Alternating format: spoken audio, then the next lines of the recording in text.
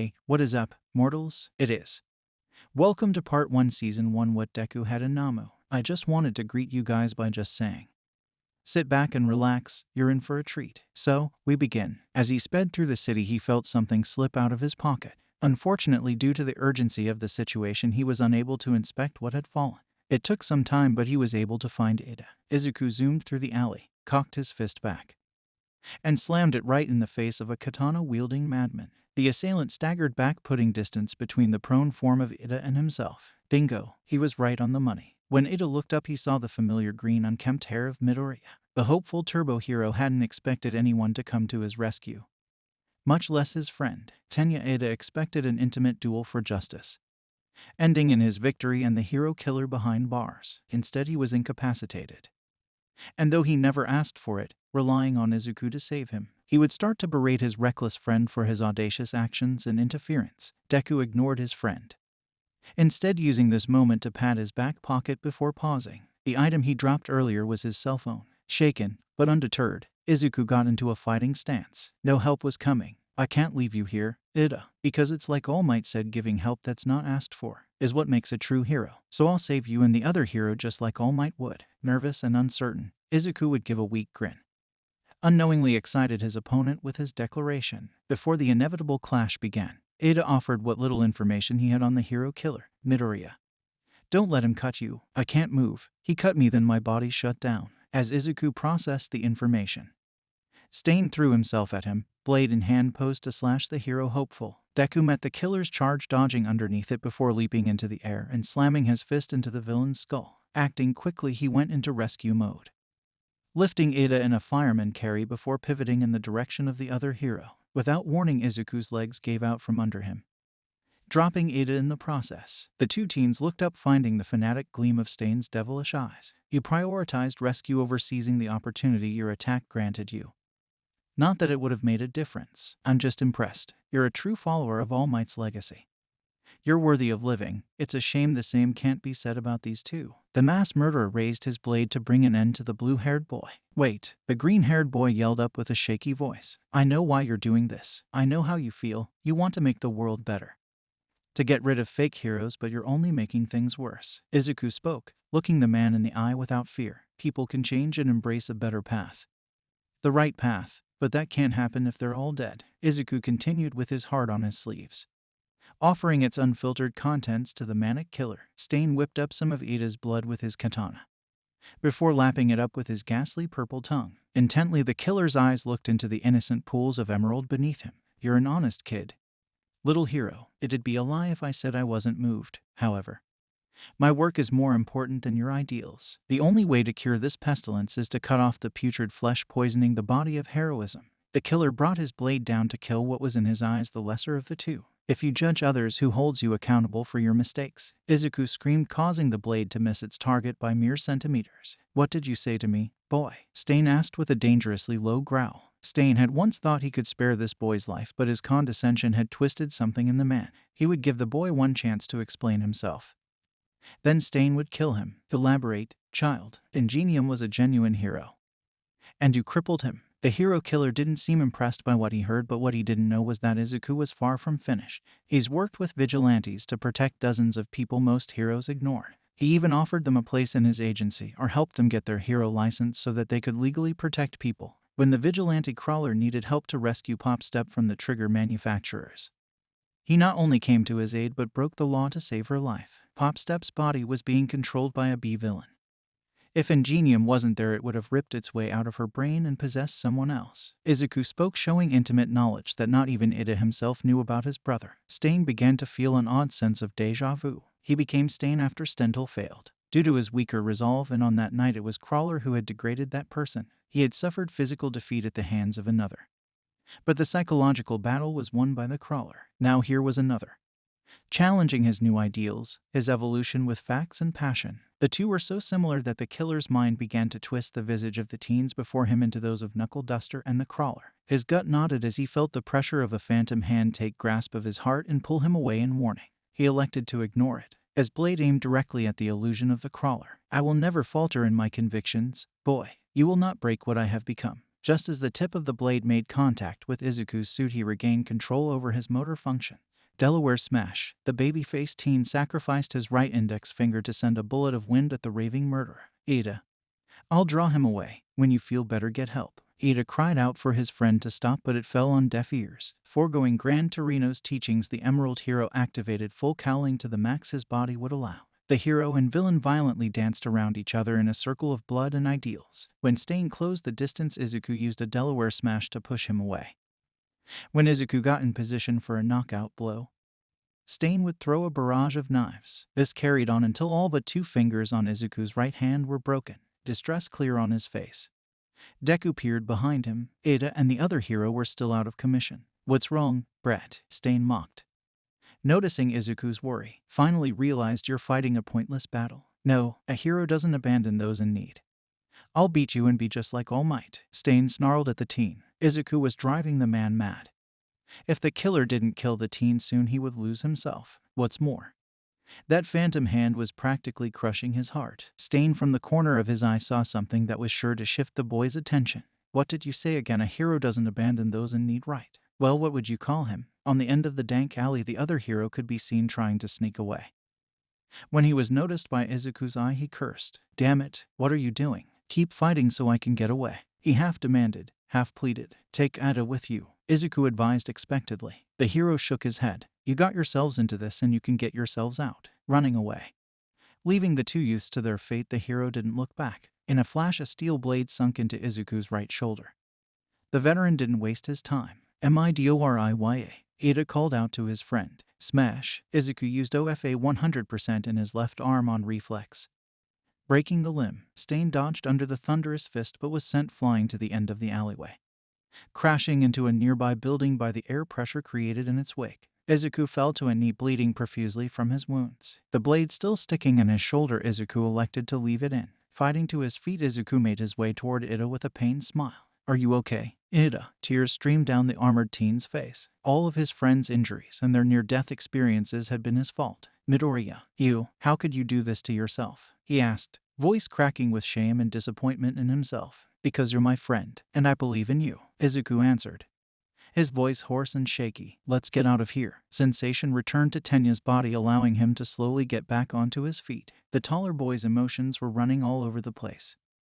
Midoriya was the better hero by far, and he in his selfishness had nearly killed him. Before either could say another word, 2 blades shot across the alley, one impaling Midoriya in his left calf and the other embedded itself in Ida's right cheek. Ida fell to his back, clutching his face in shock. Deku turned to face the charging villain. Without a word, the 2 threw themselves at each other. Midoriya with his right arm calling on the power of OFA, and Stain with a single Bowie knife in hand.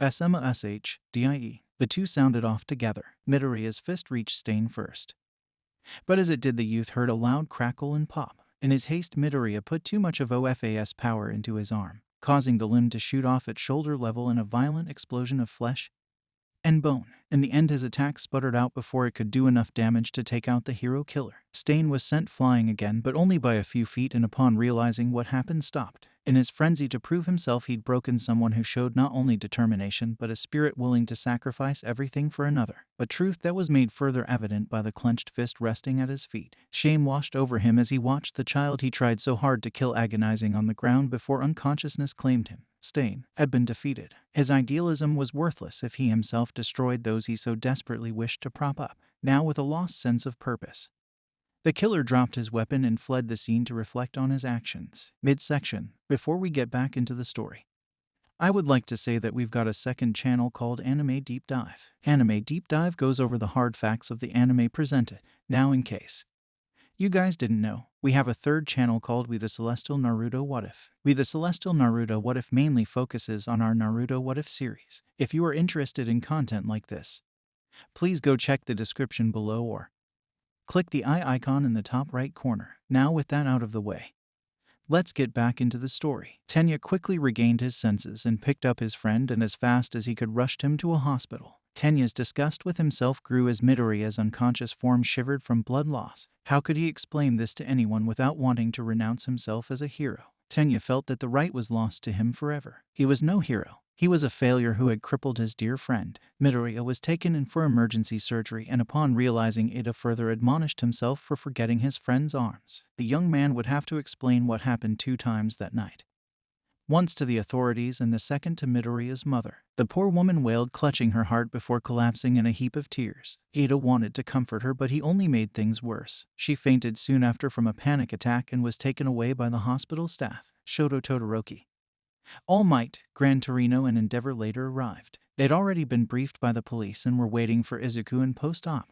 When the surgery was finally complete and Izuku was moved to another room, they were allowed to see him. Hooked up to fours and transfusions, Izuku laid unconscious, unmoving and missing his right arm. All Might was an inconsolable mixture of grief and rage. "What did he do to you, my boy? What did he do?" All Might repeated in tears as Gran Torino comforted him by placing a hand on his shoulder. Endeavor watched on silently. His theories about the boy's heritage were confirmed in his eyes. The flame hero would never wish this upon his rival, even if it assured his son would be the #1 hero. Seeing All Might cry over the green-haired teenager stirred emotions inside of Endeavor. Memories of his eldest son and greatest failure. "Shoto, take the time you need to grieve for your friend. I will see you in the morning," Endeavor said, leaving the room. Tashinori. "When the boy comes to, we will need to have a talk. His mother will never let him don another costume again. His hero career ... is over," Gran Torino told his longtime student. Hearing those words caused the symbol of peace to exit the room and punch a hole in the hospital wall. When he turned back to look at Torino, his patent smile was replaced with unrelenting outrage. "I know, and I'll make him pay for it." The dark promise loomed in the air, paralyzing all within distance of All Might. "But first, I need to have a chat with Native." Endeavor, who was still close by, chose to abandon his plans of returning home in favor of seeing more of this new All Might. Gran Torino followed behind them, not wanting Toshiro to go too far. The next day, All Might would give a press conference explaining the events of Hasu, with a cold menace that chilled to the bone. No one wanted to be in the room with this All Might. The symbol of peace openly called the hero killer out, stating that it was only a matter of time before he found the man and brought him to justice. This would have been music to the ears of society if the words weren't being delivered so monotonous. All Might had taken this as a personal offense against himself, and the world felt it. It wasn't until rumors began to spread days later, by Endeavor himself, that All Might's behavior began to make sense. The crime rate dropped drastically in Japan to 1%. No one wanted to be on All Might's radar, not when he was seeking vengeance for his secret love child. Of course, this rumor was false, but the parties who would usually deny it just didn't have the strength to hold that conversation. They were hurting and needed time to themselves. When All Might wasn't hunting the hero killer, he was with Izuku and his mother, making the rumors more credible in the eyes of society. If it were the last thing All Might ever did, he'd make the man responsible pay. 5 days passed and Izuku finally awakened. His reaction to seeing that his right arm was now gone broke their hearts. And that was the easy part. Telling the youth that he could no longer pursue his career as a hero destroyed them. In secret, Izuku passed OFA to a reluctant blonde. After that, Izuku lost the will to eat or look after himself. He just sat in his bed staring out his window. His trademark tears dried up in a base hidden by the light of day. Stain tore into himself. He had to make this right. But how? He failed in his own personal mission and ended the career of what he now firmly believed to be All Might's son. Stain, just like Standal, was dead. There was one option, but he didn't trust them to not stab him in the back. Yet he had no other choice. He waited for night and for All Might to go out searching for him. Dressed as a janitor with a false nose, Stain slowly made his way to Midoriya's room. Once he was close, he quickly incapacitated the guards protecting it. He crept in, finding his target, and to his knowledge, All Might's secret lover. Upon further inspection, the shine of a ring caught his attention. Stain wondered if they were married to himself before moving closer to the teen. Stain pried the hospital window open and quickly cut the teen, inflicting a shallow wound. When the Izuku came to his senses, he was already paralyzed. He unhooked him from the various hospital devices. Izuku kept quiet, not wanting his mother to get hurt. But she would soon stir when the heartbeat monitor gave off the flatline signal. By this time, it was too late for Inko to call for help. Stain leapt out of the window and fell into a dark abyss, smiling at the hero killer on the other side. A man dressed in a business suit and facial scars welcomed his return. Stain glared at the man. "Remember our deal. You fix him and I'll join your little gang. And if you even think of crossing me, I swear I'll..." Now. There's no need for such hostilities. I'm a man of my word. I always keep my promises. Ye of little faith, the man said with a smile that nearly split his face. Why don't you take him to the good doctor? He has many ways to help the poor boy reach his maximum potential. Begrudgingly, Stain rendered the teen unconscious with a hit to the back of the neck. He wouldn't take his eyes off the boy for a second. Outro no changes. Thank you all for watching the video to the end.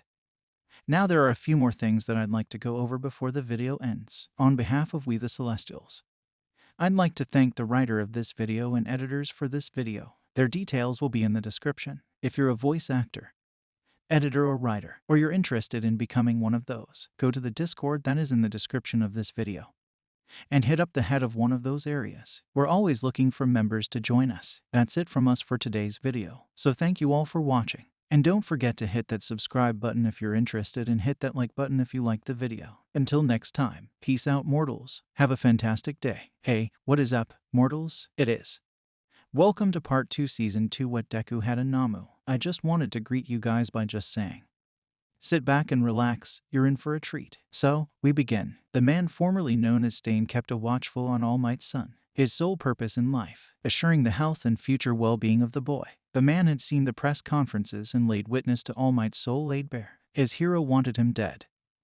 And why wouldn't he? Not only was the man responsible for destroying a promising hero, he'd also destroyed what his hero no doubt spent years trying to protect. If these men hadn't offered him their assistance, he would have offered All Might his head. This was a second chance, but not without strings. The nameless man wasn't an unlettered novice. His barbarous life granted him the wisdom of the cold world he inhabited. The excitement on the plump face of that so-called doctor made his skin crawl with disgust. That wasn't a doctor. He was a fat nugget of a man who relished in the pain of others. This was evident by the way the man treated Izuku Midoriya. He would have slain the man if he didn't need him. The son of All Might floated in an ill mucus-colored translucent substance, unconscious with various tubes running into him. The sight of it caused a swell of lament and self-loathing to spawn his heart. The nameless man placed a hand on the tank, closing his eyes. When he opened them, they were filled with the fierce fanaticism that were usually behind the red pits. He grit his teeth and clenched his fist. He spoke. As soon as you get your new arm, I'm taking you where you belong. You have my word, he promised the boy. All that he had left in life was this final mission. His soul couldn't rest unless he succeeded. The man prayed that when all was said and done, that this boy could be a hero once more. Heroes, true heroes who illuminated the world in the light of their hope, were rare, and now more than ever it needed more. The nameless man begged that Deku could one day be that hope for the next generation, like All Might was for his. Elsewhere, the good doctor was busy having a conversation with his master. The man's twisted mind birthed deprived machinations each second he thought of Deku. He'd never had the opportunity to enhance a user of OFA. It was a golden opportunity for him to test the quirk, perhaps reverse engineer it. All the doctor needed was the go-ahead from his master. Well, old friend, what is his condition? His body is taking to the chemical solution well. He's stable enough to undergo the process. The only issue is that Stain character. He won't leave me to my work in peace. All for One chuckled at his friend's frustration. There wasn't much the doctor wasn't allowed to do. The sky had been the limit when it came to working for FO. It was only when taking a manner personally that the doctor was denied by his master. I feel a bout of nostalgia coming over me. My friend, do you remember when we first met? You were working on that monstrosity. What was its name? AFO inquired, grinning like a madman. Ah, you mean Starfish. Our first collaboration. A shame it turned out so sloppy. You're too hard on yourself, doctor. From where I sit, it was quite the success. I've picked out 2 quirks for All Might's former apprentice. I want you to graft an arm from Starfish onto him. Oh, and do try to have him ready for Tamura's next attack. The doctor's pleased disposition left him. Starfish was the failed prototype to the later success that was Gigantomachia. This Nomu possessed an advanced radial nervous system, eliminating the need for a centralized brain. It granted each part of the Nomu's body its own independence. Unfortunately for the doctor, this was also its weakness. The limbs infamously self-cannibalized each other, deconstructing and reconstructing itself. It was a never-ending cycle of self-destruction. Please, master, I beg you to reconsider. Fortuity has given us the chance to craft something truly magnificent, with that boy's body still fresh with the ambers of OFA. The Nomu I could craft might succeed even my greatest achievements. Why must we waste that potential to achieve a meaningless victory? Calmly AFO brought his hands together. Many others had died for much less, because I've learned that when given the opportunity, it's preferable to remove the arm instead of simply twisting it. An ironic saying, I suppose, but my point still stands. A new successor has been chosen. What better way to discourage them than by showing them what they're in for? If you sedate the arm, the boy should last long enough to kill a few of his friends before being consumed. The resulting cacophony should be enough for most to pull their children out of UA. After all, if it can happen to All Might's son, it could happen to anyone. AFO as well as the doctor knew that the boy wasn't Toshinori's child. But it didn't matter. What did matter was what the public thought. If they thought the poor boy was All Might's offspring, why dispel that convenient veil of ignorance? The doctor saw the logic in his master's plan. Once attached, Starfish would immediately connect to the child's central nervous system.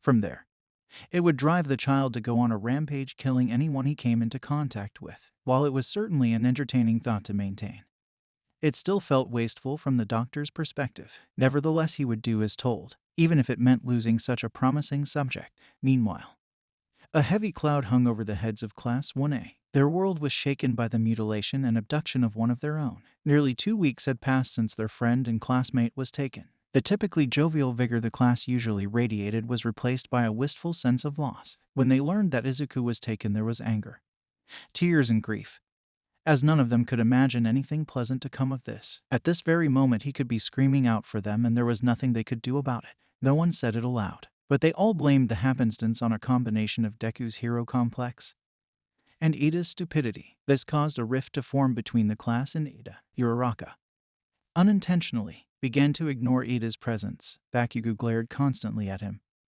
while others like Momo interacted with him passively. Tenya didn't complain. The head of Blue felt it was deserved.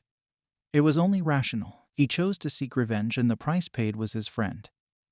And the new scar that marked him as a failure. It itched whenever he thought of his best friend, which for Ida was constantly. Tenya, along with many others, were surprised that he was allowed to remain in the hero course. His saving grace was All Might himself. When the young man asked the symbol of peace why, all he got was "he believes in you" from the older man. Afterwards, All Might avoided all interactions with Ida as well. The young man felt alone, but in his loneliness found perseverance. Midoriya had always been the type to take naturally to heroism. Without asking or hesitation, his friend always put his life on the line for others. So if Izuku's time as a hero was over, the responsibility to save all the lives his friend would have in his career were his responsibility. The speedster swore from this moment forward to do the hero work. His friend would. No distractions, no excuses or exceptions. Ida's mind and body would stand as the personification of his brothers and Izuku's heroic hearts. The classes of 1A and 1B were taken to a training camp to help improve their skills and sharpen their wit. So far, none of the classes were as driven as Class 1A. Each had their own reasons, but at the core of it they were being pushed by the loss of their classmate and the fear of being next. The students surprised their mentors with their resolve and single-minded focus. Unbeknownst to the teachers, some were training for a purpose. Members of Class 1A were planning a rescue mission. Amongst the group, Kirishima, Momo, Todoroki, Bakugo, and Uraraka were having secret meetings. They didn't know where Deku was, but when they had enough information, they'd act with or without the heroes. Midsection. Before we get back into the story, I would like to say that we've got a second channel called Anime Deep Dive. Anime Deep Dive goes over the hard facts of the anime presented. Now, in case you guys didn't know, we have a third channel called We The Celestial Naruto What If. We The Celestial Naruto What If mainly focuses on our Naruto What If series. If you are interested in content like this, please go check the description below or click the eye icon in the top right corner. Now, with that out of the way, let's get back into the story. In his lab, the doctor pouted in dissatisfaction. He was miserable. After the complex microsurgical procedure, he put the boy back into the tank. The jet black limb morphed to fit the size of the teen's body. 3 days wasn't enough for the teen to properly stabilize. Even if a piece of starfish weren't attached to the boy, he was sure the strain from the multiple operations and quirk transference would kill him. Sadly, the doctor rubbed the tank, falling into hysterics. "I had such high hopes for you. A pity this botched work is the best you'll get. It could have been so much more. But alas, Master desires to have you snuffed out. You will always be one of my children." As Peace said, he allowed Stain to re-enter the room. The killer rushed into the lab, studying the tank. He examined the floating form of a peacefully sleeping Izuku. The masked man had hundreds of questions, but one question crept to the top. How is he? He's stable. And his condition? Poor. He's unstable and will die if that arm isn't removed. The strain of the operation and quirk transfer took a heavy toll on him. He has at most 3 hours before he expires, but he will obey the first order he's given, the doctor announced with an air of sorrow. The sadistic man turned, looking away from his experiment, causing him to miss the newly transplanted arm clenching its fist. "What? You traitors! I knew I shouldn't have trusted you." The hero killer charged forward, sword in hand, posed to slice the doctor in two. As he did, a sludge-like substance gushed from his throat. "We kept our word. He has a more sustainable power under his control now than he did when he fought you. I'm only sorry we didn't have more time together. The man formerly known as Stain fought against the slime, gripped his katana and smashed open the glass. One of his hands took hold of Deku, and the two were sent away to an unknown location as the scientists raved and panicked. The man staggered for a moment before finding his footing. He along with Midoriya were on a cliffside overlooking a burning forest. The teen was still unconscious but slowly coming to. He frantically put Deku on his back, just in time to save the boy from being impaled. Well, look who finally showed up. About time. I was just starting to get bored. A muscular figure carrying a teenager in one hand and a small child in the other. He threw the teenager to the ground in a brutal display of power. The youth had red hair, sharp teeth and spiky hair. The young hero barely clung to consciousness. What kind of hero has such a lame quirk? Harding, PFFT. That's so lame. Made a good punching bag though. Let me take care of this, then we can start. Besides the cocky villain, another dressed as a gimp hovered mid-air, kept suspended by his elongated teeth, one of which had nearly killed Midoriya. Outnumbered and encumbered from carrying a teenager, the once hero killer readied his blade. Bolting forward, he weaved through the toothy blades of the gimp and slashed the thigh of the blonde villain. Drawing blood, he licked his blade, paralyzing the villain. Taking a note from Deku's book, he leapt forward, catching the young child before he could hit the ground. If they sent you to kill me, your boss is a bigger fool than I thought. You're nothing but dead men. Stain declared, more than happy to indulge in the madness of combat. Thank you all for watching the video to the end. Now there are a few more things that I'd like to go over before the video ends. On behalf of We the Celestials, I'd like to thank the writer of this video and editors for this video. Their details will be in the description. If you're a voice actor, editor or writer, or you're interested in becoming one of those, go to the Discord that is in the description of this video and hit up the head of one of those areas. We're always looking for members to join us. That's it from us for today's video. So thank you all for watching. And don't forget to hit that subscribe button if you're interested, and hit that like button if you liked the video. Until next time, peace out mortals. Have a fantastic day. Hey, what is up mortals? Welcome to part 3 season 1 of What If Deku Was a Nomu. Now with that out of the way, let's get into the story. The shamed man leapt from side to side, dodging Moonfish's bladed teeth. His first priorities: killing Muscular while he was still under the influence of his quirk and rescuing the other child. Blade raised, the hero killer brought his katana down on Muscular. In a rare moment of lucidity, Moonfish blocked the blade with one of his teeth, snapping the tip of the katana free and cutting the attack short. Instead of taking Muscular's head, the bloodthirsty man would have to settle for an eye. Stain rolled forward, snatching up the helpless child Muscular had treated as a ragdoll. The kid was unconscious but breathing well enough. The vigilante added the boy to his back. Koda, Kirishima called from his prone, powerless position. He was worried for the problem child. Kirishima was angry with himself for his inability to protect Koda. While this was happening, the broken man was slowing down, growing tired after having to fight with 2 people weighing him down. Using daggers and throwing stars, Stain put space between himself and his opponent. At the same time, the swordsman put the 2 youths down where they'd be safe. Deciding to settle things now, Stain speed blitzed Moonfish with his broken blade. An overwhelming bloodlust radiated from the man's being, crippling and binding Moonfish with his presence. It wasn't until the blade was at his neck did Moonfish break free. The serial killer shot a flurry of pearly white blades from his mouth, praying to match the hero killer. Stain forged ahead undeterred, letting a lifetime of honed reflexes built through countless bloody battles guide him to his mark. Both men were dangerous and considered mentally unbalanced, but only one of them possessed the cunning needed to make them truly great at what they did. Moonfish's head was removed with a swift swing of Stain's blade. However, as a consolation, one of Moonfish's teeth hit their mark, slicing Stain's abdomen open. The victor, but not without cost, the seasoned fighter fell to a knee to catch his breath and dress his wound. Don't forget about me, senpai. Muscular's body bulked with muscle as he slammed himself into the winded warrior, sending him flying over the cliffside. It surely spelled his doom, and would have been his end if not for what appeared to be a black snake whipping out to catch him and reel him back in. Standing with a blank, expressionless face, Izuku Midoriya held onto the critically wounded anti-hero. Oh shit, look who it is. All Might's precious little boy. Muscular towered over the pair with arms outstretched, his prosthetic eye cracked by the crack of Stain's blade. The blonde maniac thanked his lucky stars that the eye Stain had tried to take was already stolen. The massive muscle continued his march with a cruel, sadistic grin on his face. Killing you will get me enough street cred to last 10 lifetimes. Now hold still so I can turn you into A. Muscular's words died in his throat. The black appendage uncoiled from Stain's midsection and shot across the cliffside before Muscular had the chance to move. Where the onlookers could breathe, the limb wrapped itself around Muscular's neck. For a moment, Muscular held Midoriya's lifeless gaze. Fear gripped his heart. Faster than the blink of an eye, the arm snapped back with such force that it twisted the villain's neck a full 360 degrees. The loud crunch of his own neck snapping was the last thing Muscular would ever hear before collapsing the ground.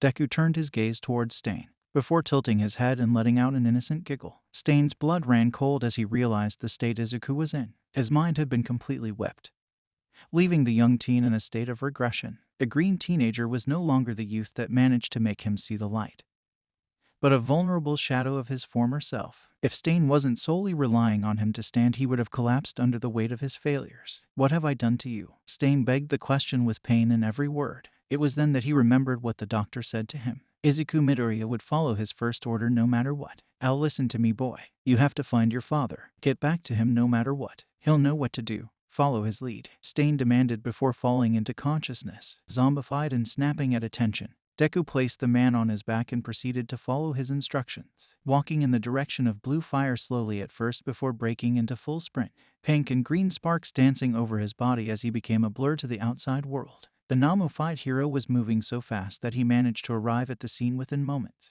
The heat of the surrounding flames were enough to melt flesh on contact. But to Midoriya, even in his present state, it was beautiful. Soon Midoriya found himself face to face with the progenitor of the blue flames. "A brave one, I see. You lookin' for a fight?" Dabai paused, recognizing the spiking-haired teenager and the man on his back. The recognition caused Dabai to pause and study the situation before him. The fresh-faced teen before him had empty, dead eyes and was covered in the blood of Stain, but something told him that Izuku wasn't responsible. "What happened to you?" Dabai asked with a glare with fierce blue fire nipping at his fingertips. "Find. Why, your father," Stain mumbled in his comatose state, sensing an opportunity. Dabai spoke with uncertainty. "Ugh, come to me, son," the scarred villain said, not sure of what to expect. Deku tilted his head to the side in an effort to understand what he was being told. "I'm your father," Dabai said slowly. In an instant, Midoriya was in front of Dabai. Instead of attacking the pyromancer, the boy studied him. After a moment, the light returned to his eyes and he smiled at Dabai. "Okay, this is weird and new, but I can work with this." It took a bit of time, but Dabai was able to make sense of the situation before him to some degree. After convening Izuku that he was his father, Dabai discovered that the younger boy obeyed his commands.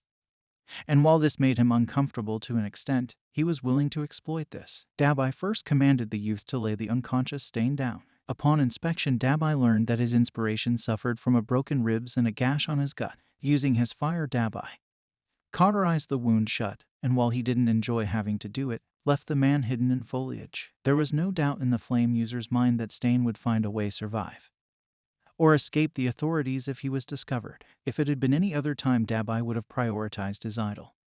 But at the moment, his hands were tied. "All right, let's get this thing started and see what you can do." The newly formed duo walked deeper into the forest. "Before we get back into the story, I would like to say that we've got a second channel called Anime Deep Dive. Anime Deep Dive goes over the hard facts of the anime presented. Now, in case you guys didn't know, we have a third channel called Anime Theory. Anime Theory mainly focuses on a large variety of mind-boggling anime theories. If you are interested in content like this, please go check the description below or click the eye icon in the top right corner. Now, with that out of the way, let's get back into the story. Let's be best friends. Uraraka was found herself locked in a battle with a knife-wielding psycho. The other girl rambled on about love and friendship while trying to stab her at her. The other girl's words fell on Uraraka deaf. She was too angry to listen to her. "What is wrong with you?" Uraraka asked as she sidestepped a stab of Himiko's knife. "Why are you doing this? Why do people like you keep trying to hurt the people I love?" Uraraka grabbed Himiko's wrist and neck, slamming her down and pinning her. "Oh, you're mad, aren't you?" Toga let out a sadistic giggle. "Someone took something precious from you, didn't they?" She pressed as she began to grin. "Shut up. You don't know anything," the round-faced girl snapped in anger. This only served to make Toga's grin split her face. "I knew it. I could feel the pain and the anger radiating off you when we met. You lost someone you were in love with. It's so romantic, isn't? Like Romeo and Juliet." Toga raved, growing even more excited as her captor's brave mask began to crack under the weight of her emotion. "Shut up," Ochako yelled, losing her composure, letting go of the villain. and raised a fist to punch Himiko out. Achako don't. Still pinned to a tree but not helpless. Sue shot her tongue out, wrapping it around her friend's waist, pulling her away in time to save her from being stabbed by Toga's knife. Awapu. We were just getting to the best part. Toga chuckled as she got back to her feet. At the same time, Uraraka helped free Asui from the needle that held her in place. Uraraka, Tsuyu, Shoto, and Mizo came out of the brush in time to see their friends in danger. Get away from them. Mizo used his size and strength to send the Toga flying back.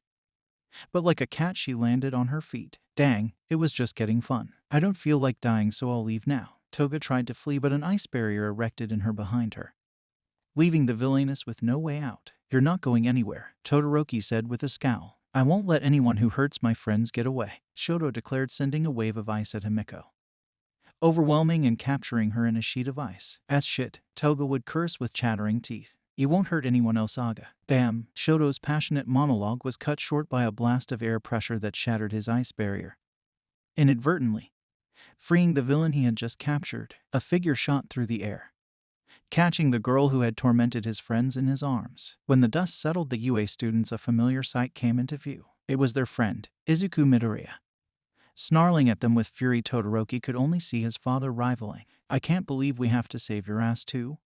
Crazy. If I knew it was gonna be like this, I wouldn't have left Stain behind, Dabai said, speaking the last part silently, with an unconscious mustard slung over his shoulder. Hey, that's not fair. I was promised backup that never came. Well, it doesn't matter now. We're leaving. Now. A portal opened behind Dabai as if on quest. Fine, it wasn't fun anymore anyway. Before they could depart, Uraraka spoke up. Deku, is that you? She begged, broken-hearted by what she was seeing. Not anymore. The person you knew is long gone. He's one of us now, Dabai replied before shooting a torrent of flame at the students, forcing Shoto to retaliate with a wave of ice. A burst of hot steam obscured the area, blinding the students. When it cleared, their adversaries were gone. No, Deku, Uraraka streamed at the empty space where her friend had been. Unlike some many times before, Izuku would not answer her call. Thank you all for watching the video to the end.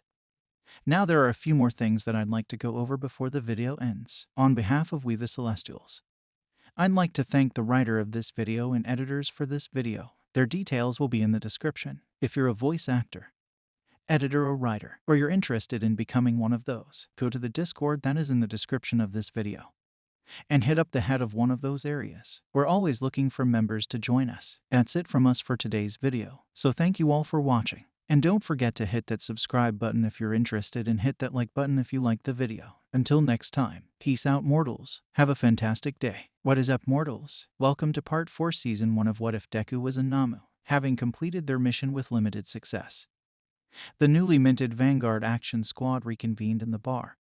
But not in celebration. There was still a rather sizable, yet adorably naive elephant in the room. Sitting in its center with a small rubber ball that Kurogiri had provided was none other than Izuku Midoriya, or as they knew him, All Might's secret love child. So, are we just going to pretend like he isn't here or what? I just want to know what the game plan is here, Compress asked, speaking awkwardly and getting the conversation started. His gaze affixed on Shigaraki, the room in suspended silence. I had nothing to do with him. This is Stain's work. I'll kill him and send his ashes back to his dear old dad, the leader announced, flexing his fingers and moving towards the oblivious teen. You can't kill him, Spinner cut in, standing in Shigaraki's path. This isn't what Stain would want. If Stain were here, he'd drop him off with the authorities, then continue on his path. We don't know why, but it's what Stain would do, the superfan said passionately. There was sufficient information to prove his point. Many in the room were inspired or moved by Stain's principal beliefs. Some wanted a world free of Flay's heroes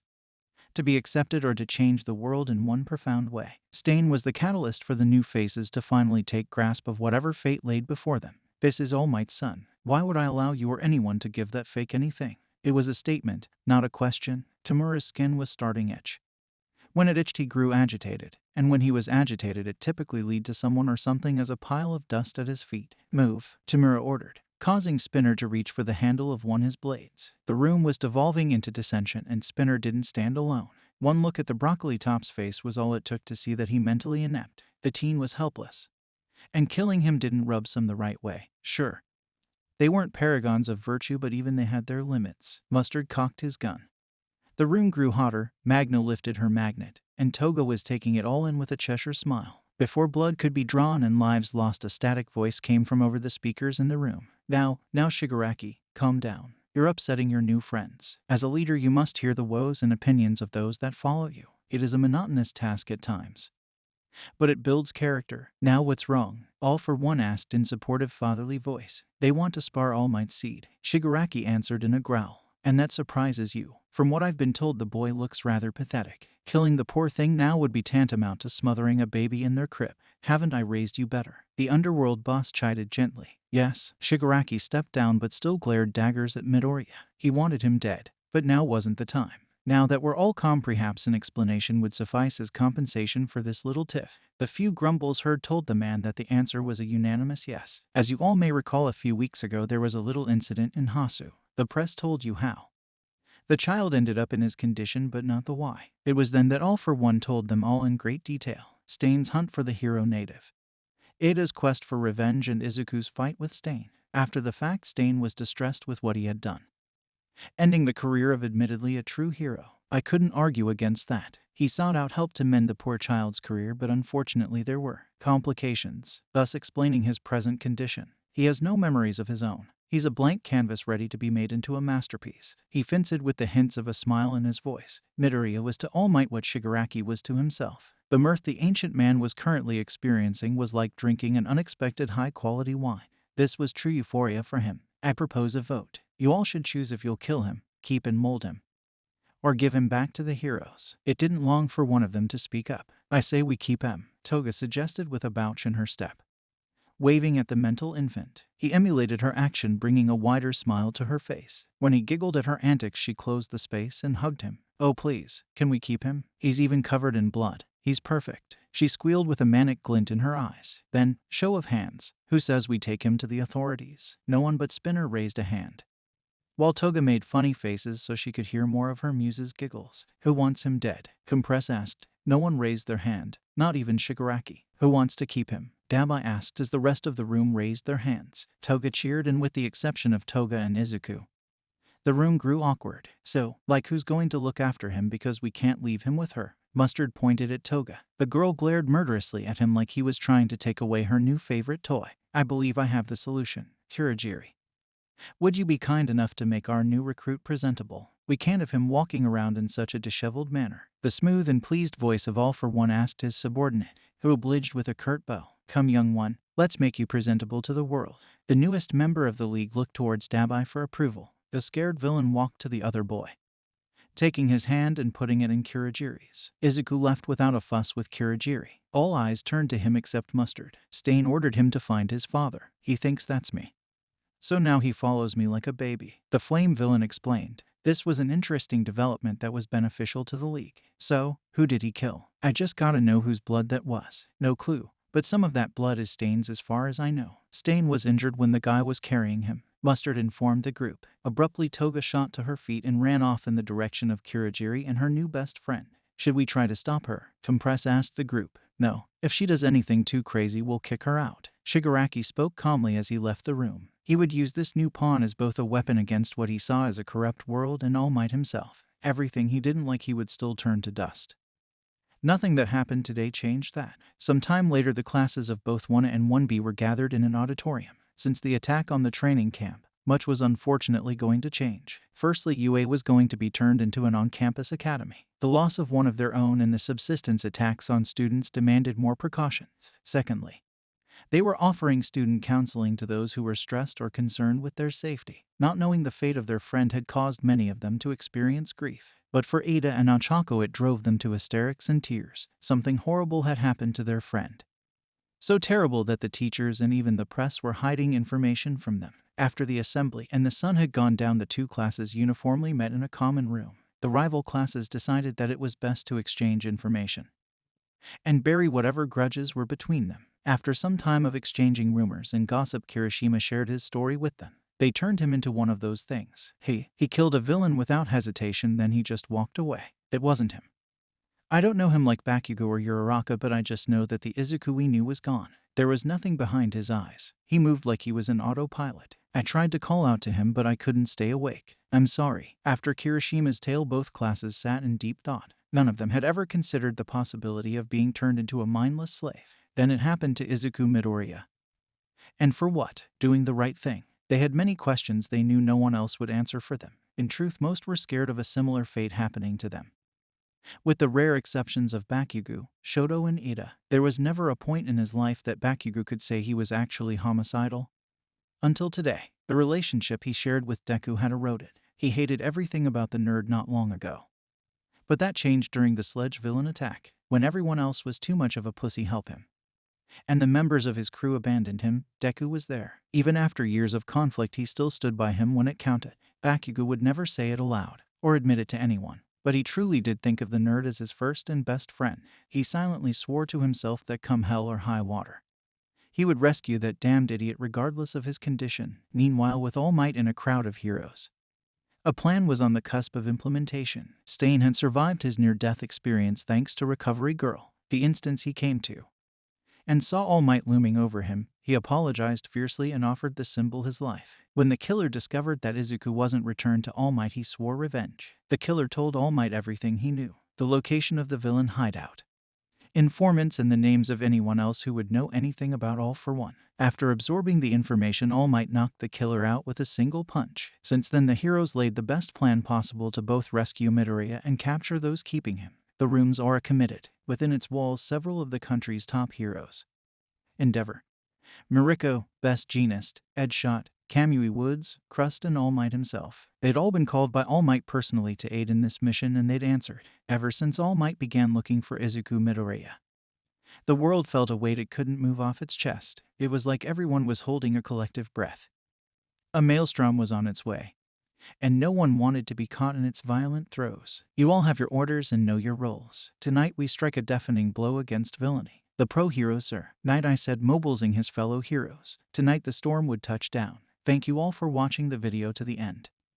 Now there is a few more things that I'd like to go over before the video ends. On behalf of We the Celestials, I'd like to thank the writer for this video, as well as the editor for this video.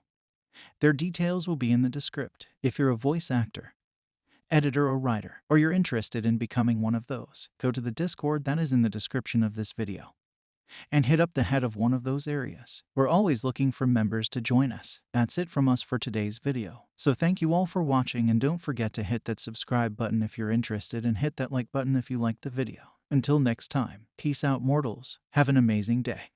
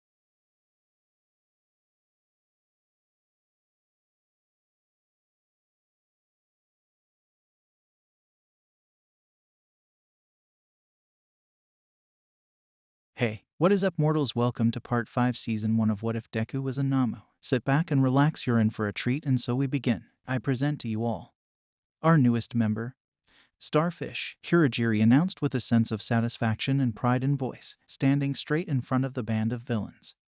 Dressed in a similar suit to the one Kurogiri wore was a confused-looking Izuku Midoriya. After a few days of close observation by Kurogiri, Deku earned a seal of approval. His body was stable and his grafted arm was showing no signs of rejecting the former hero's body. Therefore, Izuku was treated as the successful model of the earlier prototype, looking good, mindless monkey boy, twice complimented in only the way he could. "Yay, he's pretty sharp," said Dabai, walking up to Izuku and placing a hand on his head. "How's he coming along? Will he still be able to fight and able to understand me? Thus far he's much like I was when I was born, but in a few weeks his language skills will return. He'll even be able to accomplish complicated tasks when ordered. But since he's linked to you, it'll be your job to look after him in my absence." Dabai grunted, mulling over the idea. "Shouldn't be too hard. I always wanted my own goon," he replied with smirk, thinking of all the possibilities. "Good. With that out of the way, it's time to shift our attention towards future plans. As you know, we failed to kidnap our targets." Kurogiri started with mild disappointment. "We've also lost two of our other colleagues, Moonfish and Muscular. One to the hands of our newest recruit. Due to this, I've been advised by Sensei to gather you here to plan out our next courses of action." "Wait, did you just say that he?" Spinner pointed at Izuku. "Killed Muscular?" Kurogiri nodded. "Yes, rebirth can be quite messy. There was a miscommunication and Muscular attacked. Our dear recruit fell back on his instincts and took care of himself. He can't be blamed for that," Kurogiri replied, bringing a low tug to Spinner's lips. He didn't like this one bit. Stain would no doubt be disgusted with the situation, and while he wanted to put an end to it, there was nothing the follower could do. Well, that's reassuring. He can keep himself safe and carry his own weight on missions without complaint, unlike some, Mustard replied, jumping into the conversation. He, himself, was rescued by the comer and Dabai. If it weren't for them, he'd be rotting in a cell. "Hey, you're one to talk. You got captured too." Toga huffed, annoyed. "Yes, but unlike you, I took care of all but one of my opponents." Before the verbal jabs could devolve into an argument, Tamura cut them short. "Shut up before I turn you both into dust piles. We have to think of the future of this organization.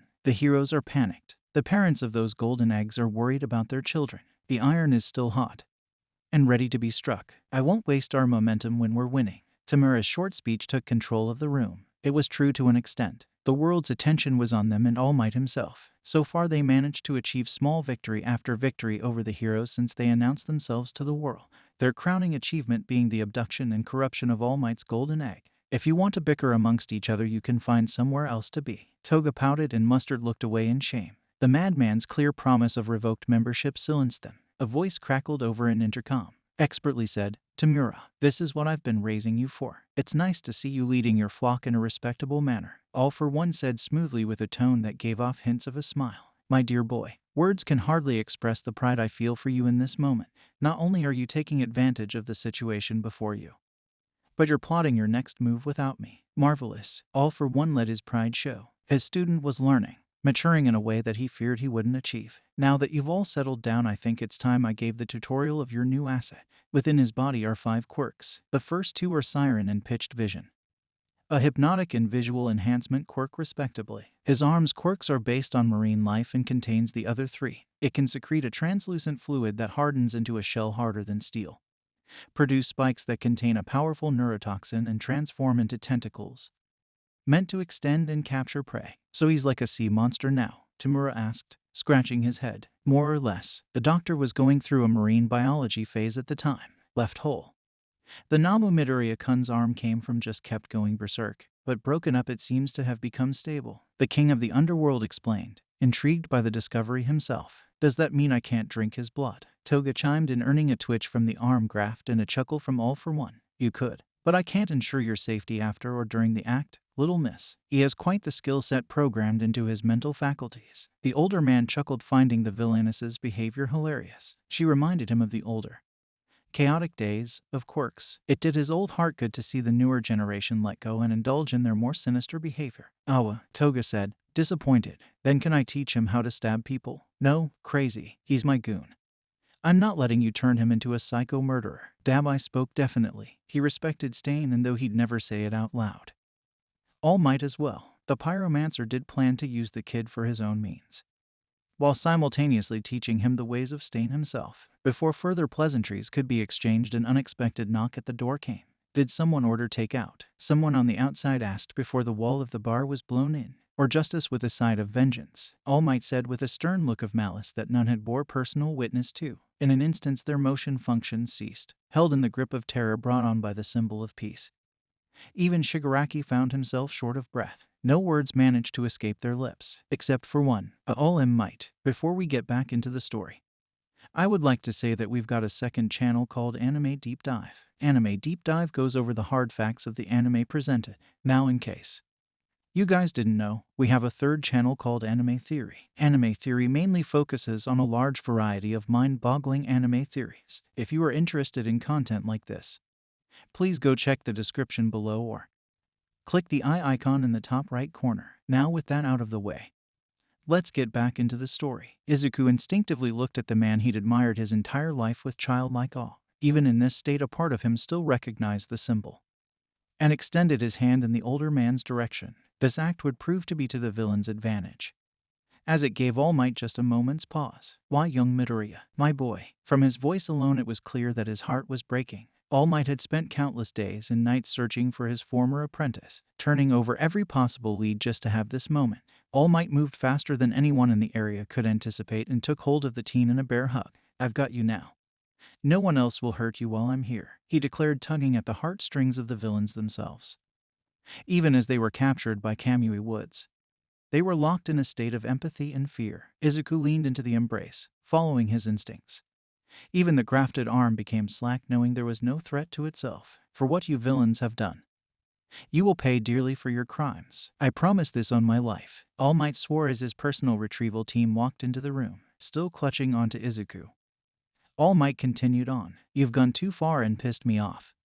Expect no quarter from me. All Might sounded truly ruthless in this moment, scaring even his fellow heroes. I peed myself. Get me out of here, twice said in a cross between crying and a panic attack. Toshi, calm down. You've got your boy back. You're going just off the reservation, Torino cautiously warned, fearful what Toshinori would do if not reined in. Get him out of here while we handle these criminals, the wiser man advised, knowing it that even without All Might they could handle the situation. Toshinori took a look at the peaceful face resting on his chest and agreed. Let's get you home to your mother, Izuku, the symbol said quietly, ready to close the book on this nightmare. But with a startled look on his face, Izuku looked up at his idol as a black substance began to pour from his mouth. The former holder of One for All let out a gurgle before being pulled into the tar substance. NOOO. All Might screamed as his sole purpose for coming here dissolved in his arms. An explosion followed as the world around them began to shake from the tremors. The other villains themselves were moved in the same method of teleportation. I quote, I'll kill you, all for one, All Might declared, shooting off like a bullet in the direction of the conflict. On his heels, Mariko and Endeavor followed behind him, as best they could. Of all the heroes that came to help, these two understood All Might's rage best, having dealt with anger most of their lives. And of those two, Endeavor felt the pain and anguish of All Might's personal hell. After all, the flame hero had splintered his family due to causing a similar event to happen underneath his own roof to his eldest son. While this was happening, a separate group of future heroes were springing into action, spearheaded by Bakugo. The group of Uraraka, Shoto, Kirishima, Momo, Tetsu, Mezu, Takoyami, and Aoyama sat in wait, prepared to make their move, when a bird carrying a speaker around its neck landed on Momo's shoulder, the voice of Kuda coming out of it. Guys, the villains escaped with Izuku, but they're still close by. He's with the League members. All Might is going to fight the leader right now, Kuda informed. Kuda was scared, afraid his quirk and spirit wouldn't be enough to help anyone, so he agreed to help from the safety of the dorms, using Momo's speakers to channel his quirk and gather information for the group. Where are they, Doolittle? Bakugo half demanded, trying to temper himself as not to scare the frail boy. 2.5 miles east of your location. The birds say they're still disoriented, so if you go now you have a good chance of catching up to them, Kuda answered nervously. Thank you, Kuda, Momo said in genuine appreciation of her classmate. He may not have been suited for combat, but he tried and was there for them. You heard him. Move your asses, Bakugo ordered. They followed Kuda's birds to the location of the villains. It took them a few minutes, but luckily for the students, the villains seemed to just be regaining their senses. Time to execute plan. Useless nerd rescue. Bakugo turned his burning gaze towards Momo. Now, she nodded, creating grenades filled with knockout gas, while the others hooked them to Kuta's birds. After they were secured, Momo created gas masks for her friends. This was Bakugo's plan. He'd thought it up after hearing about how the extras in 1B were knocked out. He reasoned if it worked on 1B, it could work on villain extras too. In a storm of feathers, the grenades rained down on the villains, taking them by surprise. They heard a few of them yelp in surprise as thick clouds of knockout gas formed around them. The gas claimed Spinner, Magni, Compress, and ironically Mustard, who didn't have enough time to get his mask on, knocking the villains unconscious within moments. Kurogiri was still out cold due to Edshot's attack. The plan was so sudden and stealthy it might have worked if it wasn't for Deku. An air pressure shot up in the air, dispelling the noxious fumes and sending the birds flocking away. "Good job, son," Dabai complimented, readying himself for a fight. "All right, show yourselves, cowards," the villain demanded, scanning the area. "Who the hell are you calling a coward, asshole?" Byakugo demanded, raging, making his presence known. "Hey, you're the explosion guy, right? We had a mission to capture you and a bird boy before shit went sideways. Looks like we have a second chance." Blue flames wisping in his palms. "Check the math, loser," Bakugo said, mocking the villains. From behind him, his friends made themselves known. The explosive blonde smirked sinisterly. He was ready to break the villain's face. Bakugo opened his mouth to speak, but Uraraka beat him to the punch. "Give him back," she demanded. "You stole him from us. He shouldn't be there. He's supposed to be with me," she declared in anger and sorrow. She was so close this time, close enough to see him, her friend that had always been there for, protected her, comforted and encouraged her. The person she was in love with. "I knew it," Toga cheered. "He's the person you're in love with, isn't he? That's why you're so angry and sad. He's your Romeo, isn't he?" When Uraraka glared back at her, it was all Toga needed for proof. "Deku, get away from them," she pleaded. For a moment, Izuku paused, looking between her and Dabai, unsure of what to do. Unfortunately, before a decision could be made, a new arrival appeared, all for one using his form of teleportation. "It seems the programming wasn't as thorough as I hoped. A shame, really. But we have Stain to thank for that." The god of the underworld turned his attention to his followers. "Time for you all to go. I'll clean up this mess." Using his Force Quirk activation ability, he forced Kurogiri to open a portal and send his successor away. "No, Deku," responding to Uraraka's call and its host emotions. The Nomu arm shot forward, embedding itself in the ground to resist the suction of the vortex. Sadly, the ground gave way, taking Deku away with the others, losing him a second time. Uraraka fell to her knees with a broken heart. "Ah, young love, isn't it sweet?" All for One released an air-killing intent, freezing the UA students, closing the space. All for One took hold of Uraraka. A pity this love story has a tragic ending.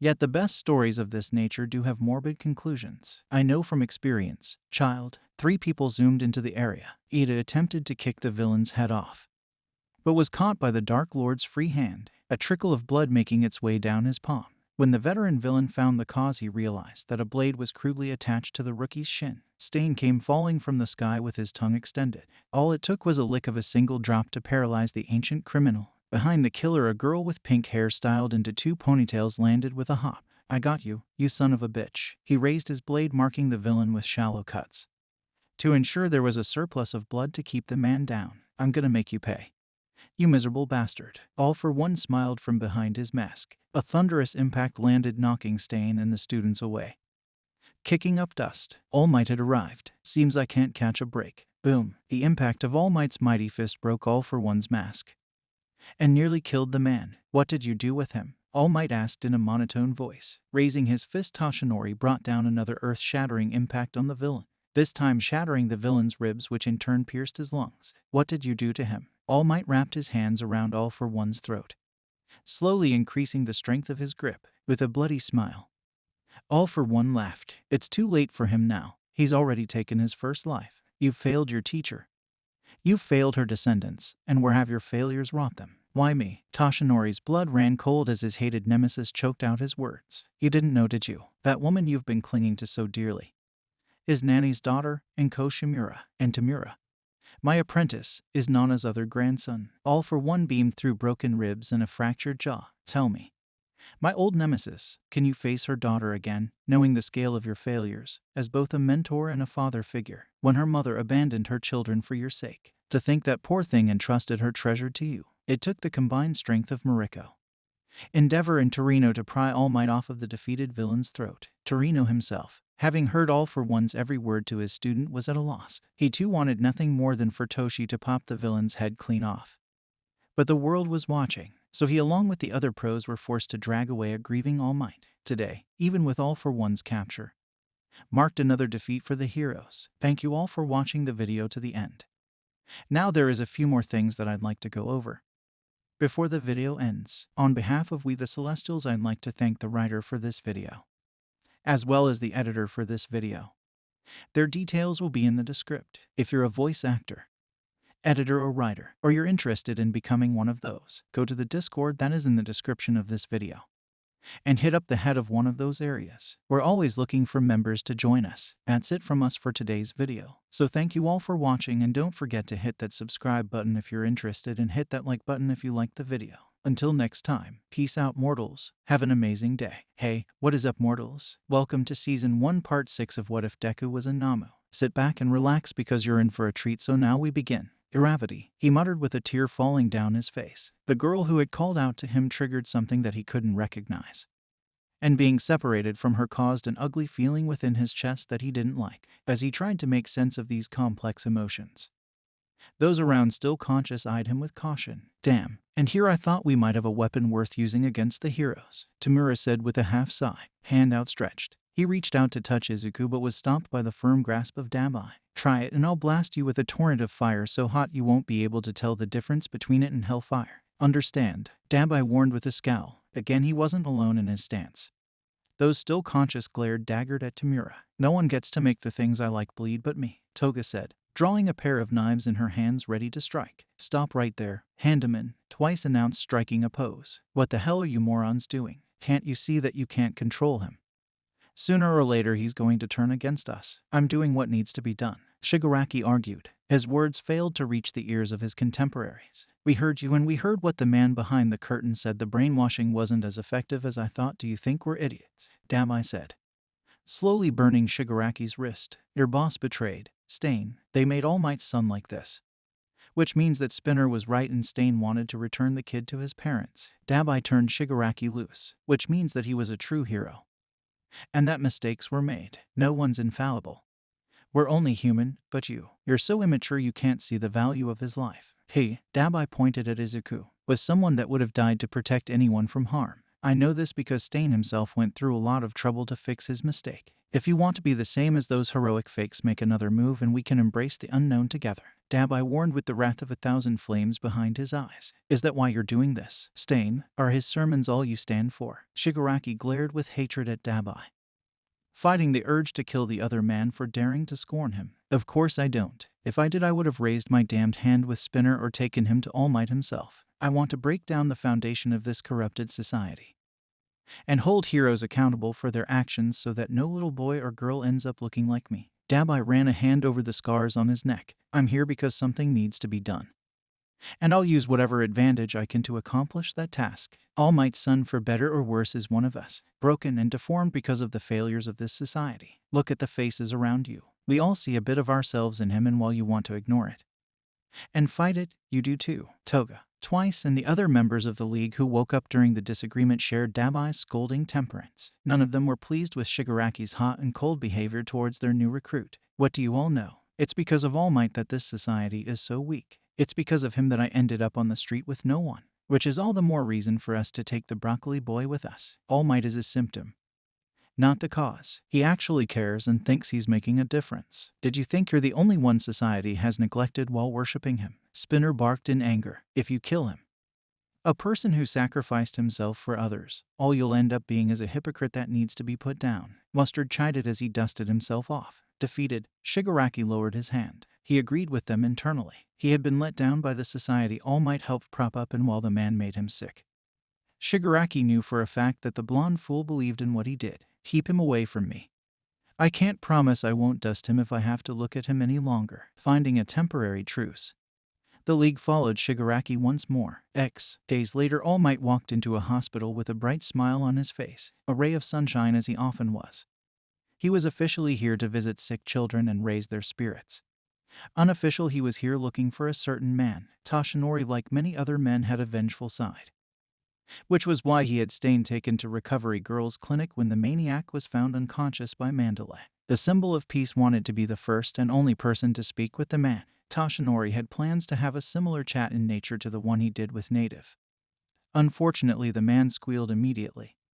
Not out of fear but of regret. An info cache had been dumped at his feet, and as much as he wanted to make Stain pay, he knew that it was pointless. Stain would welcome the pain and even death.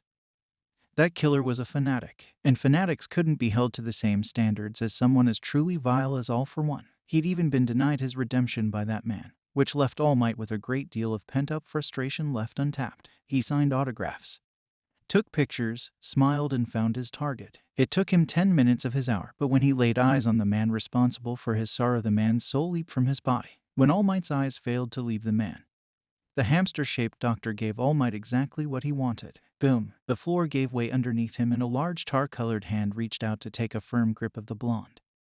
For the first time in weeks, All Might smiled from the depths of his heart. Detroit Smash, lacking the exuberance that his trademark move embodied. All Might casually threw a half-hearted smash. The head of the large bulbous Nomu exploded as a shockwave shot through its being. No shock absorption this time. Unlucky you. All Might cracked his knuckles as Dr. Yujiko scrambled, fumbling over himself in a vain attempt to escape. All Might walked, not at a snail's pace, but just slow enough so that when the good doctor looked back, he'd be looking into his cold, merciless eyes, 6 feet behind him, while maintaining the smile he wore when their eyes first met. All Might stalked closer. Get away from me. From underneath his lab coat, he pulled out a bright red button with a skull on it. Trembling, the portly doctor pointed the remote at the number 1. Any closer and I'll blow this building to bits. The doctor swore in an attempt to break All Might's bloodlusted haze. To the man's horror, Toshinori's smile widened. Oh, I'm afraid it's too late for all that. For you see, there are many who consider me an idol. Men and women from all over the world with some of the most interesting quirks have volunteered their time to me. Of the bunch, I've devoted tireless hours gathering the most intriguing individuals. Heck, even a few villains have turned canary. I didn't even have to find you. They did. All Might eyed the man, daring him to press the button. And he did, to the result of nothing. It's just you and I. The facility has been evacuated. Your master is in chains, and soon, very soon, so will you ... but not before we've had an intimate conversation. To me, my children. Boom, boom, boom. Loud consecutive explosions followed, but not of explosive nature. They were crawls of abominations erupting to the surface world. As they came, All Might grabbed the manlet by the scruff of his collar. 4 uniquely shaped beasts surrounded the number 1 at all sides. They were the completed high-ends created to end the lives of Japan's top heroes. One wore a hood made of its own skin. The second was round with a large mouth. The third had a long tentacle attached to its head and was female. And the final creature had what looked like a helmet for a head. The beasts stared at the capture of their creator. A momentary pause followed. Suddenly, All Might threw a smash upward through the ceiling, before jumping through the opening, the creatures following after All Might, with snarls and scowls. With an audible click, his feet taped against the roof before he sprung out in a sprint. The hooded Nomu was the first to emerge. It used a jet propulsion quirk to jettison himself at the symbol. The Nomu shot its arm out.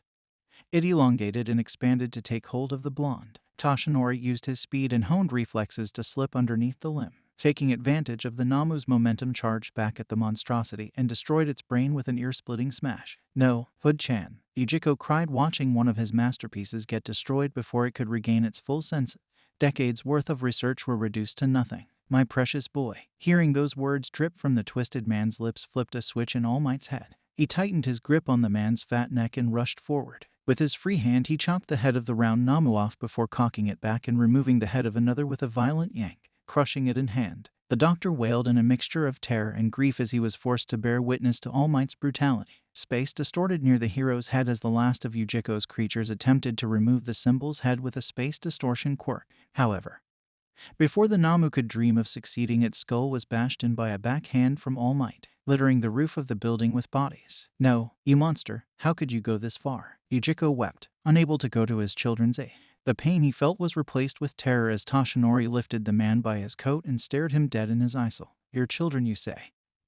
What could a man like you know of family? He raised his fist in preparation to throw a final smash. Before he could, 2 torrents of fire scored the air and 2 other creatures hit the ground, melting. Mocha-chan, Johnny-kun, you're getting sloppy out here, All Might, Endeavor announced from behind the man. This operation is over, my friend. We've done all we can. It's time to head back. Grudgingly, All Might complied, lowering his fist and taking the man in. After the man was put in a cell, he was to be interrogated by Aizawa. Toshinori wanted to be alone, so he went to the one place no one else would follow him: his office. Unfortunately, someone was already there waiting for him. "Are you going to pull another all-nighter?" Inko said in disappointment. "I don't have any other choice," he replied, shrinking back to his emaciated form. She knew everything about him now thanks to Torino. There was no point in hiding this part of himself from her. "Please, have a seat." She patted on the leather coach, inviting him over. "I'll find him. If it's the last thing I do, I promise." Inko sighed. "Are you promising me, or my mother?" she asked, taking his hand as he froze. "Since you've started avoiding me, I've had a lot of time to think. And I feel like you need to rest. You're killing yourself.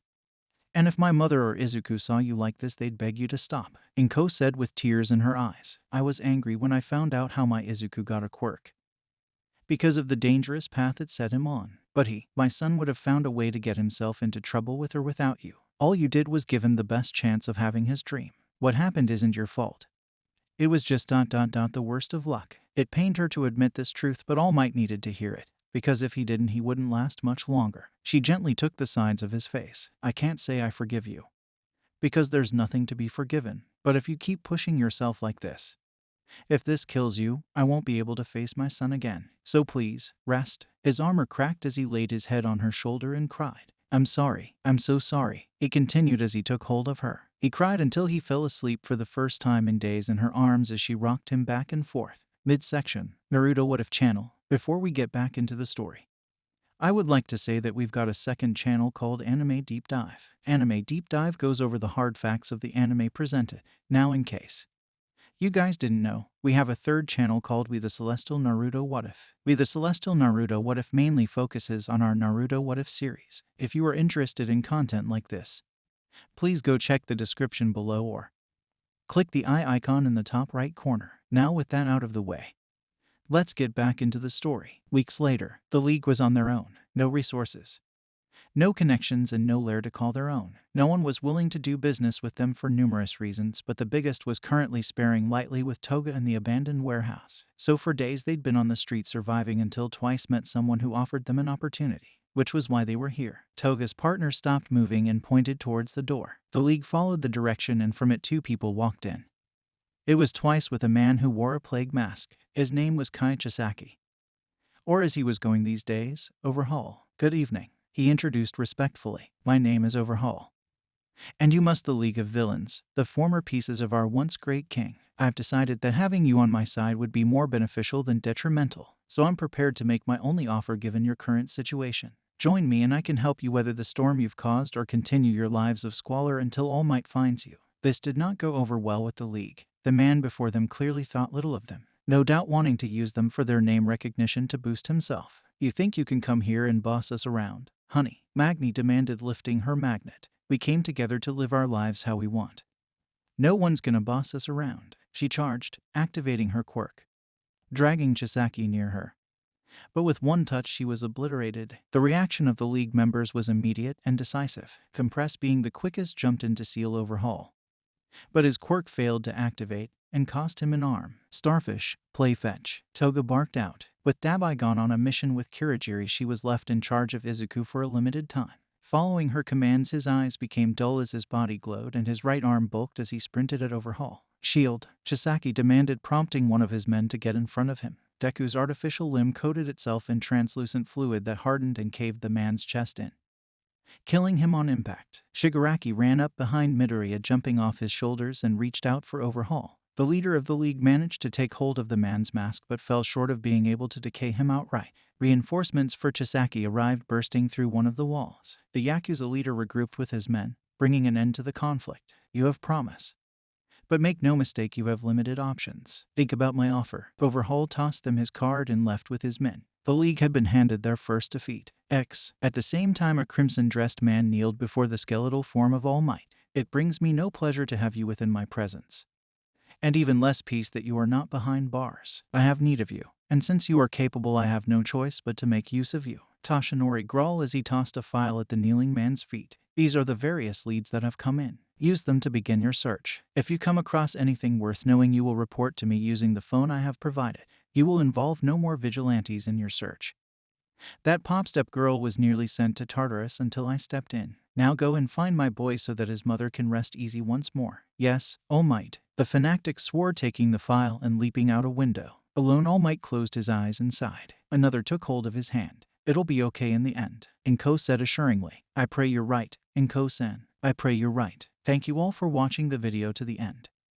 Now there are a few more things that I'd like to go over before the video ends. On behalf of We the Celestials, I'd like to thank the writer and editors for this video. Their details will be in the description. If you're a voice actor, editor or writer, or you're interested in becoming one of those, go to the Discord that is in the description of this video and hit up the head of one of those areas. We're always looking for members to join us. That's it from us for today's video. So thank you all for watching. And don't forget to hit that subscribe button if you're interested, and hit that like button if you liked the video. Until next time, peace out, mortals. Have a fantastic day. Hey, what is up, mortals? It is What Deku Was a Nomu Part 7 Season 1. Kai Chisaki eyed the 4 members of the league he'd personally requested with a contemplative gleam in his eye. In no particular order: Mustard, Toga, Twice, and Deku ran through his mind. Each of them had something he wanted, be it their quirk or, in the case of Izuku, a tool for manipulating his enemies. As things stood, his organization had not only the potential to usurp all other criminal empires, but means to do so. All Kai needed was time, and those before him would grant him the power he needed to buy such time.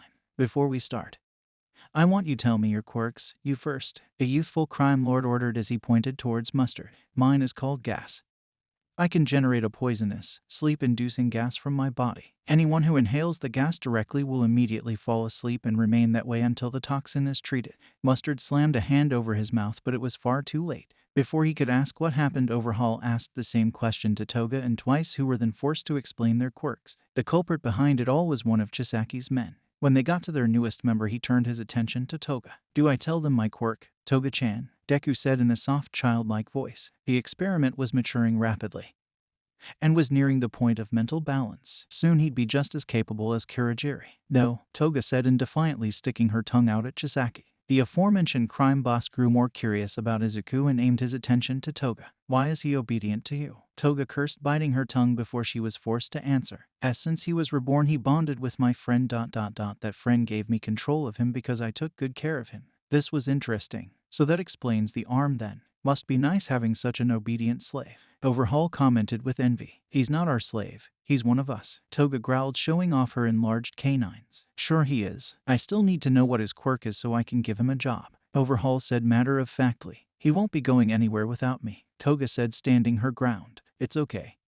Toga-chan. I made a promise. Remember? Toga stood down but didn't lose her scowl. If you hurt him, I'll hunt you down and bleed you dry. Toga promised. Kai, however, ignored her warning. He didn't think of her as much of a threat. I'm a pursuit and capture model. My vision has been enhanced. My arm can turn into tentacles and harden, he said with a smile. Toga internally beamed with pride. Unlike them, he was able to do the impossible and lie right to Chisaki's face. Well, you might be more useful than I expected. Tell me, how are you with kids? Part of my programming does include early child care for some reason, so I suppose I can be sufficient enough. Did I have someone special to introduce you to? When he said this, one of his goons came barging through the door. She escaped. Overhaul jumped to his feet, motioning for Deku to follow. The two ran off, one with more questions than the other. In the weeks that had passed since she last saw him, Uraraka's anger had grown. The most painful part of it all was that he'd reached out to her.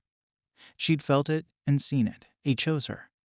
But he wasn't where he was supposed to be. He wasn't with her. So she found herself training for hours, over and over again, going over various martial arts moves. She'd gone to Gran Torino and demanded he take her on as an intern. At first the man said no, but she wouldn't let him say no. Her words to him had been cruel and spiteful, but ultimately she'd guilt-tripped him into saying yes. Since then she'd been virtually glued to the man's side when she wasn't in school, using him for all the knowledge he was worth. Her reason for being around Torino was the belief that if she wanted another chance at getting close to Deku, it'd be by sticking close to Torino. Girl, you need to pace yourself. You've been at it for 6 HRS straight. You're only hurting yourself. Don't tell me what to do. Uraraka snapped with anger clear on her face. You don't know how I feel. He's out there doing who knows what and he needs to be saved. I won't stop until I can get him the help he needs. Torino shook his head and sighed. I know your pain all too well, kid. I was friends with his grandmother. We came up as heroes together. She was my best friend. I loved her deeply. And the same man who took her life, stole your boyfriend and turned him into a monster. So yes, I know your pain. We're doing all we can to get him back. Believe me." Uraraka's blood ran cold. This added information gave greater context to Deku's abduction. He was targeted. They did because they wanted to hurt you, didn't they? The old man just nodded. Nana hid her children because she knew if they were ever found, all for one would target him. That bastard found them anyway. The child with the decay quirk is your friend's cousin. He and his family went missing years ago. I knew something terrible had happened to them. Now I know. Being a hero means sacrifice. Sometimes that sacrifice means everything you love. I just pray you never have to learn that lesson. Now come, child. Let's get some food in you. Uraraka lowered her head as tears flowed down her face and followed behind the old man. Midsection, before we get back into the story, I would like to say that we've got a second channel called Anime Deep Dive. Anime Deep Dive goes over the hard facts of the anime presented. Now, in case you guys didn't know, we have a third channel called We The Celestial Naruto What If. We The Celestial Naruto What If mainly focuses on our Naruto What If series. If you are interested in content like this, please go check the description below or click the eye icon in the top right corner. Now with that out of the way, let's get back into the story. Eri ran as far as her tiny feet would grant her. She managed to escape when her babysitter was too distracted with his cell phone. As she continued her escape, she saw the literal light at the end of the tunnel. As she neared closer, she saw someone dressed funny and in her haste bumped into him. Before she hit the ground, there was someone there to catch her. "Oh, sorry about that. You okay?" The one who she bumped into had a bright smile on her face, blonde hair, and had 1 million on his chest. "She looks okay. Nothing broken or out of place." A voice the girl had never heard said happily, "Though, I suppose I should ask her how she feels." Starfish smiled softly at her. "Are you okay?" When he asked the question, two things happened. The first being that the blonde's heart dropped at the sight of the newcomer, and the second was the arrival of Overhaul. "Eri, there you are, causing more problems, I see." Eri froze before entrenching herself in Deku's arms. He frowned, feeling the girl's fear. Mirio's fist clenched. "Come on, it's time for you to come home." "Kill him," a voice ordered from within Izuku's head. It was the arm, the real Nomu. Starfish, it had been guiding him, accelerating his mental fortitude. When he was able to understand, the nightmares began. The faces of people he never met, seeming as a man with a fat face did the unspeakable to them. "Monster.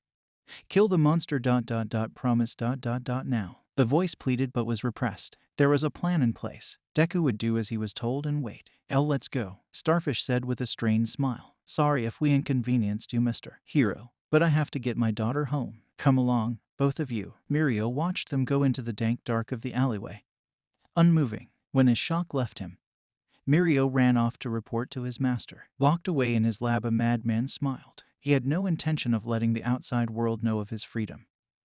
Only those he found interesting. Of the many that wanted him dead or gone, one managed to find him before his world was completely shattered. A man who wanted power, after narrowly avoiding capture.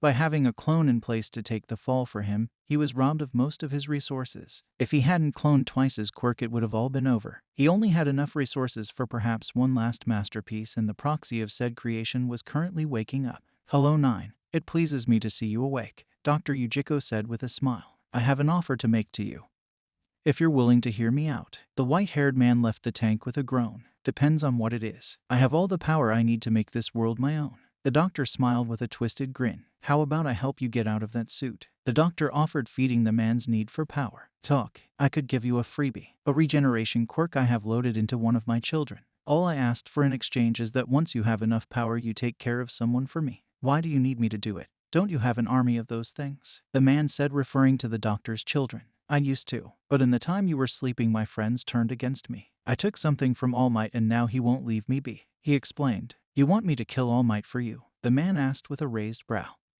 as he wondered just what the man had done to get himself on All Might's radar. "No, a young man by the name of Mirio Tagata. I know you're a man of your word. So as long as you promise you'll do it, I'll give you the regeneration quirk you need." "Very well, but just so you know, when I'm done, I'll be taking your life as well." The doctor ushered one of his children over. "I wouldn't have it any other way." 9. Deku stood silently and still as he watched Kai kill his daughter over and over again. When she had finally had enough and lost consciousness, he was ordered to take her to her room. He laid her down in her bed. Once she was secured, he let out a high-pitched whistle that fried any surveillance equipment in the room. He took out a cell phone and called Toga, as Dabai was busy with his own mission. When he whispered into the phone, "Slow down, 2 days. I can't wait that long." He whispered back that sounded almost like a roar. Toga smiled on her end. It'll be okay. He won't be around much longer. We'll talk tomorrow, she promised as she hung up the phone. I don't care if he hurts you again, I'll kill him before he can you touch again. A small hand took his. Promise? Yuri asked in a timid voice. Were you awake the entire time? He asked softly. She gave a hesitant nod. Why yes. Izuku looked directly into her eyes. My name's Starfish. Can you keep a secret? She nodded. My friends are here to make Overhaul go away forever, he said in a hushed whisper. Yuri was shocked but listened to his every word. And when he's gone you can come with us. We're nice people, he told her, believing his own words. I know. You cry like I do when I'm really sad. They don't come out, not ever. We keep them inside. Deku paused, sucking in a breath as the face of a green-haired woman flashed in his mind. A tear escaped him that he was quick to wipe away. Yuri, would you like to hear a song? She tilted her head to the side before saying yes. He activated the quirk siren and used it to sing her lullaby that had come from his repressed memory. He had sung so softly that it lulled her into peaceful unconsciousness, still clutching onto his arm. Starfish hardened his resolve to keep his promise of killing Kai for his father, friends, and this little girl. Elsewhere, another man knelt over a bleeding goon in a beak mask. I hear your boss hired some new muscle. Tell me where I can find him. The man underneath him pleaded for the man to ask for anything else, but the manic eyes of the hero killer would have none of it. It would take some time, but the man would have his questions answered. Thank you all for watching the video to the end.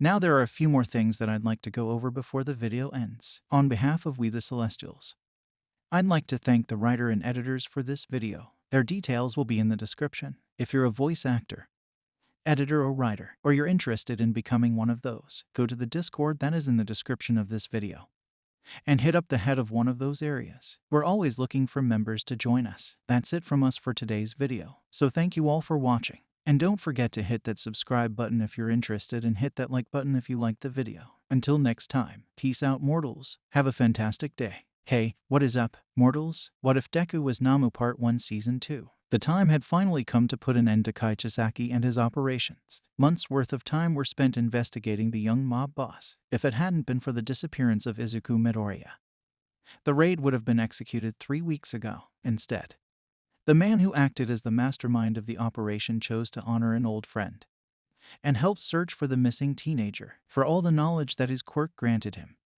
Sir Night-Eye hadn't anticipated the former holder of One for All to be in their current target's employ. After Mirio gave his report, Night-Eye immediately contacted Torino, but purposefully kept the information from All Might. The symbol was running on fumes and, in Sir Night-Eye's opinion, lashing out. In addition, they had come to discover that the Dr. All Might had captured was nothing more than a false replica. That was why he called this early meeting, to hopefully bring an end to two nightmares at once and give All Might his closure he desperately needed. Hello everyone. It pleases me that you are all here on time and prepared, he said, looking out at the sea of faces before him. He placed an empty bullet shell case on the table. This is the remains of what has been dubbed a quirk erasing bullet and has become commonplace in the underworld. The source is this girl. Sir slid a picture of a little girl forward on the table. Her name is Iri. A DNA analysis has determined that they are made of her flesh. Quietly, he swallowed the lump in his throat. Kai Chisaki possesses a quirk that allows him to deconstruct whatever matter he touches and then rebuild it. I'll leave it to your imagination as to how the bullets are crafted. Recently, they have acquired new members. Night-Eye took a breath and slid 4 pictures forward. Jinbi Begawara, also known as Twice. Emiko Toga. No aliases. Mustard, unknown name. Izuku Midoriya, now known as Starfish, which is why I reached out to you, Mirko, Sir said, giving the number 5 hero a nod. Besides Kai Chisaki, he is the most dangerous target there. After his abduction, his body was modified. He now has a dangerous artificial limb and unknown additional quirks.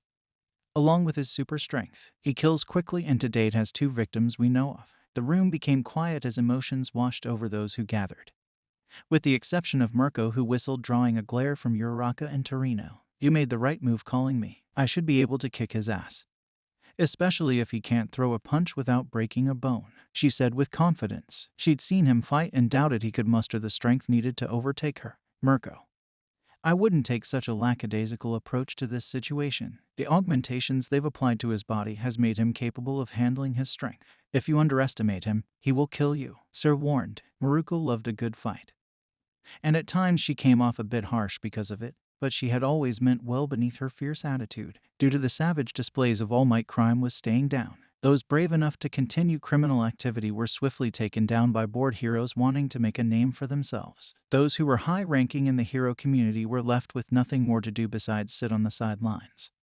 In this world with a rampaging All Might, I get it, she said, cracking her knuckles. I'm just excited, is all. So when do we get started? In 4 hours. Make what preparations you need. This mission has more than you could ever imagine riding upon its success. In his hideout, an annoyed man gripped his desk in anger. Where is she? Kai Chisaki demanded. He'd been unable to find her, and it all started with the League slave Starfish. Whenever the two of them were together, Overhaul would find them. I felt a wave of resentment coming from him for not seeing it sooner. In the limited time Kai had left the drone with Eri, she gradually seemed less reserved, like she was learning how to be happy again. At first he felt he made the right choice making Izuku Eri's caretaker. But it had finally become clear to him that doing so was a costly mistake. He's taken her. Hari Kirono answered with his head bowed. It seems that Eri has been feeding him intel on us, and he's used it to his advantage. I attempted to intercept him with Toya, Yu, Sorimitsu, and Deidoro, but he quickly disposed of them. It seems that even with the various augmentations made to him, he retains his father's power. While on Kirono played the slaughter in his mind, over and over again. What made All Might special wasn't his immense strength or his smile, but the way in which he used it. It baffled everyone. A hero with the strength to flatten cities that valued every life, including those who worked in their profession. The symbol of peace had never taken a life, and always chose to handle villains with kid gloves.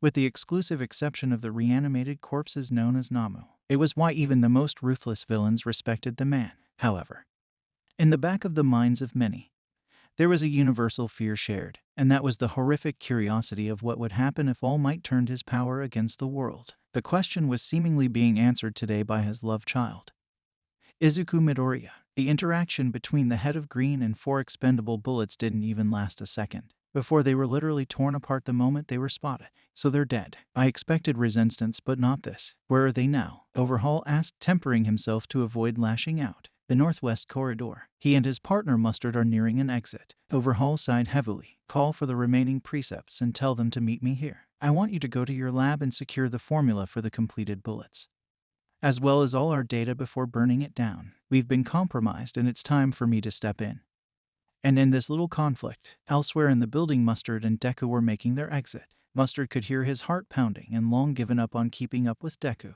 He was too fast on his feet and seemingly didn't have a stamina limit. Fortunately for him, his partner didn't mind carrying him under his arm, while carrying Eri on his back. Throughout it all, Mustard remained silent out of fear. He was no stranger to taking lives or witnessing great acts of violence. But there was something about seeing the baby-faced teen smash and rip people in two before they could scream that made his stomach whirl. A part of Mustard wanted to give up and turn his companion in so that he could get the help he deserved. But that was impossible. Unfortunately, Toga had earned Dabai's trust, and due to this her orders were second only to Dabai. Those orders were to take down Overhaul and do as much damage as possible to his organization. Rescuing Eri was simply something the zombie boy wanted to do, and Toga agreed to. When they reached 2 large double doors, Deku opened them with a kick before setting Mustard and Eri down. I'll buy you as much time as I can so that you can escape. Go. Eri, however, didn't want to go. She hugged his leg, afraid to be far away from him. Hey, it's going to be okay. Izuku patted her head. Mustard-san is a good friend. He'll keep you safe until I see you again. Promise. She looked up at him with sad eyes before walking over to Mustard. He picked Eri up and the two ran out of the building together. Starfish watched the two leave together with a frown. Before going back inside to face Overhaul, he took in 2 whiffs of the air. It smells like rain, but I don't see any clouds. I better hurry and make this quick, Deku said as began his hunt for the Yakuza boss. Overhaul saw the footage of his men being dismantled and acted accordingly. He'd absorbed Shin, Rikia, Kendo, and Hejiki into himself. None too soon, it seemed. In front of him, straightening his tie, was none other than Starfish. 8 arms and 2 feet taller, Kai glared at the teenager. What took you so long? Overhaul said in a distorted blend of voices, as he stepped closer to the wretch that became a thorn in his side. Measuring the other up, Starfish spoke his next words. I'm sorry for my tardiness, but I had to make sure Eri was safe. I almost came here first because you're a monster that needs to be stopped, but she deserves to be free. I see they couldn't kill the hero in you entirely. Chisaki huffed. The people who own you did far worse to you than I did to Eri. They crippled you, deformed you, brainwashed you, then turned you into a killer and took you away from your father and mother. And I am going to kill you. Starfish's eyebrows shot up as Overhaul placed all 8 of his palms on the ground. A mixture of spikes composed of light, concrete, and steel shot up to impale him. Izuku leapt above the twisted spikes, avoiding the initial bombardment, but was sent soaring by a flying elbow. A rib snapped and his heart rattled in his chest as he was sent crashing into a reinforced concrete wall. Blood erupted from Deku's mouth. The speed of Overhaul's movements were unexpected and took the younger teen by surprise. Slowly he raised his head to see Chisaki already standing over him. The Yakuza boss grabbed a handful of Izuku's unkempt hair, then raised him to eye level. I was going to make it quick, but you've pissed me off, so I'm going to make this last. You're going to spend the last moments of your life screaming in agony. Izuku groaned before giving Chisaki an innocent smile. That's funny, because I was gonna say something similar to you. The Nomu arm sprang out and latched onto Chisaki's face. Spikes of its own dug into the crime boss head, injecting its poison. Ugh! Chisaki threw Izuku fast enough to cause a mini sonic boom. Only this time Izuku managed to catch himself, landing on all fours like a predator. I didn't tell you about this quirk. When you tried to force me to talk, my arm took control and snapped me out of it, so I never told you about it. Deku barged forward, blitzing Overhaul with a series of savage punches and kicks, bouncing the crime lord in the air after each impact, finishing the blitz with a lariat. This time it was Kai that was sent flying through a wall, sparks dancing over his body. Deku stalked forward, through the hole he created with Overhaul's body. But the fight being taken outside of the Yakuza stronghold and onto the streets, civilians panicked and ran away as Starfish prepared to end the fight. But before another blow was struck, the No. 5 hero who heard the carnage hopped towards the conflict. Landing near Deku, she took in the view. Not bad, kid. You've gotten stronger. Now why don't you come with me, and we can go see your mother? Mirko said with a cheeky grin. Who are you ... and what's a mother? He said, replaying the words Chisaki had taunted him with. Mirko sighed heavily. Damn, All Might's not gonna like that. She cringed internally. A mother is someone who loves and cares for you. And I'll tell you more if you come with me. Izuku paused in consideration of what he'd just been told. Chisaki was an enemy who had referred to him as a slave. And before he mentally developed fully, he had remembered the brown-haired girl. He dreamed of her but never said a word about her, since his arm always seemed to warn him against it in its own way. Uravity, he started. Tell me about Uravity. He hadn't taken his eyes off of Overhaul, ensuring he couldn't escape, but at the same time wanted answers. Oh, the gravity girl. That explains why she keeps glaring daggers at me. She's here. And if you come with me, she can answer your questions. Deku was unmoved. Instead, he chose to aim his glare at her. No, I appreciate the lead, but I can find her on my own, then she can tell me what I want to know. But you like violence. I can smell it. I'll take you down too. Got me there, kid. But I don't want to fight you. I'd much rather we talk this out. It was too late. Starfish ran to finish off Chisaki before he had a chance to recover. Mirko drop-kicked Izuku and sent him skidding away from his target as it started to rain. Wow, you don't waste time, do you? She said, watching him cautiously. He ignored her and looked up towards the sky. His arm graft began to shake. He could hear it screaming in his hand, warning him of something horrible to come. Something's wrong. He nearly heeded it when he heard someone familiar calling out to him. Deku. It was her, the girl who haunted his dreams and always seemed to make him sad to wake up. Uravity. When she heard her hero name come from his lips, she sprinted towards him. No one stopped her, and for the first time in what felt like forever, she was able to hug him. The tender moment lasted for an instant before she was pushed to the ground. The next thing she saw was Izuku's face contorted in pain as a blinding torrent of lighting coursed through his body. He shielded her with his body. Mirko, as well as a few of her compatriots, had been blown away by the force of the blast. Deku. Wordlessly, he fell to her side. Uraraka's eyes darted to find a well-dressed man making his way towards her, with an unconscious little girl under his arm. He stopped at the body of Overhaul and placed a palm on his head. This will do fine. In a purple flash of lighting, Overhaul's body shrunk and 4 other bodies appeared at his side. Yes, this is magnificent. Outro. Thank you all for indulging yourselves in the story thus far. I hope you enjoyed it. Now, there are a few more things that I'd like to go over before the video ends. Firstly, we've got a second channel called Anime Deep Dive. Anime Deep Dive goes deep into the facts and lore of a wide variety of anime. It's sure to expand your weeb knowledge for all kinds of series, guaranteed. On top of that, we have a third channel called We The Celestials Naruto What Ifs. It's what we do on this channel already, but in the vast world and lore of Naruto. Go check it out if you're in the mood for some jutsu action. Secondly, on behalf of We The Celestials, I'd like to thank everyone involved in the production of today's awesome content. Their details will be in the description below. Lastly, if you're interested in what we do here at We the Celestials, then I would like to extend out an invitation to join the team. The only caveat being we only accept members 16 years and up to join our crew. You can sign up for whichever category fulfills your interests by joining the recruitment Discord using the link in the description below. Our Discord is an all-around fantastic place to be. Whether you're a fan or looking to join our band of misfits, we're always looking for members to join us. Well, that's it from us for today's video. So, thank you all for watching.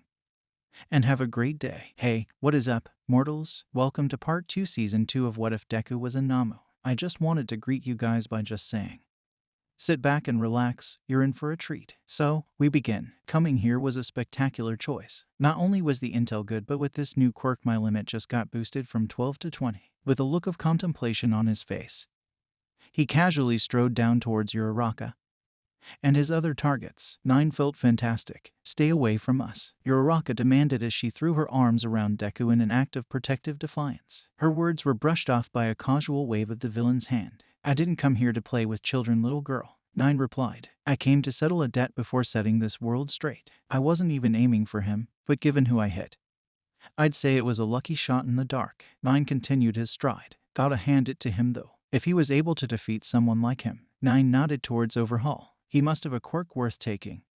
Like his old man. Tell you what, I'm feeling generous. Leave him behind and I'll let you keep your quirk in your life. Resist me and you won't live to regret it, kid. Incensed, Uraraka made the worst decision she could have at this very moment. Activating her quirk, she made Deku weightless.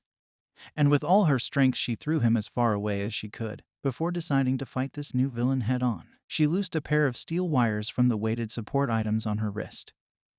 Before swinging them at the villain, 9's response was to simply raise his right hand and fire 4 lasers at her, which all hit her center mass. She gargled and fell flat on her back. Forced to bear witness to it all was Deku, who was still stunned and powerless to do anything about it. All he could do was crawl. With a blank look on his face, he weakly crawled towards her, ignoring his surroundings. When he made it to her, he could see the pain on her face. Seeing her like this felt like having his heart torn out of his chest. With the strength that he had, he pulled her close and put pressure on her wound to slow the bleeding. He didn't even notice 9 standing over the two of them with his palm reached out, attempting to steal Deku's quirk. Moments before 9 could succeed, the gloved fist of Mirio Tagata connected with the villain's stomach, sending the villain flying and dropping the girl under his arm. Mirio caught the unconscious child and laid her down near Deku and Uraraka. I'm sorry, the new holder of One for All muttered before chasing after 9. To Deku, Uraraka choked out as tears trailed down both of their faces. You have to come back, Deku. As she continued, the Nomu graft awakened and wrapped itself around her waist,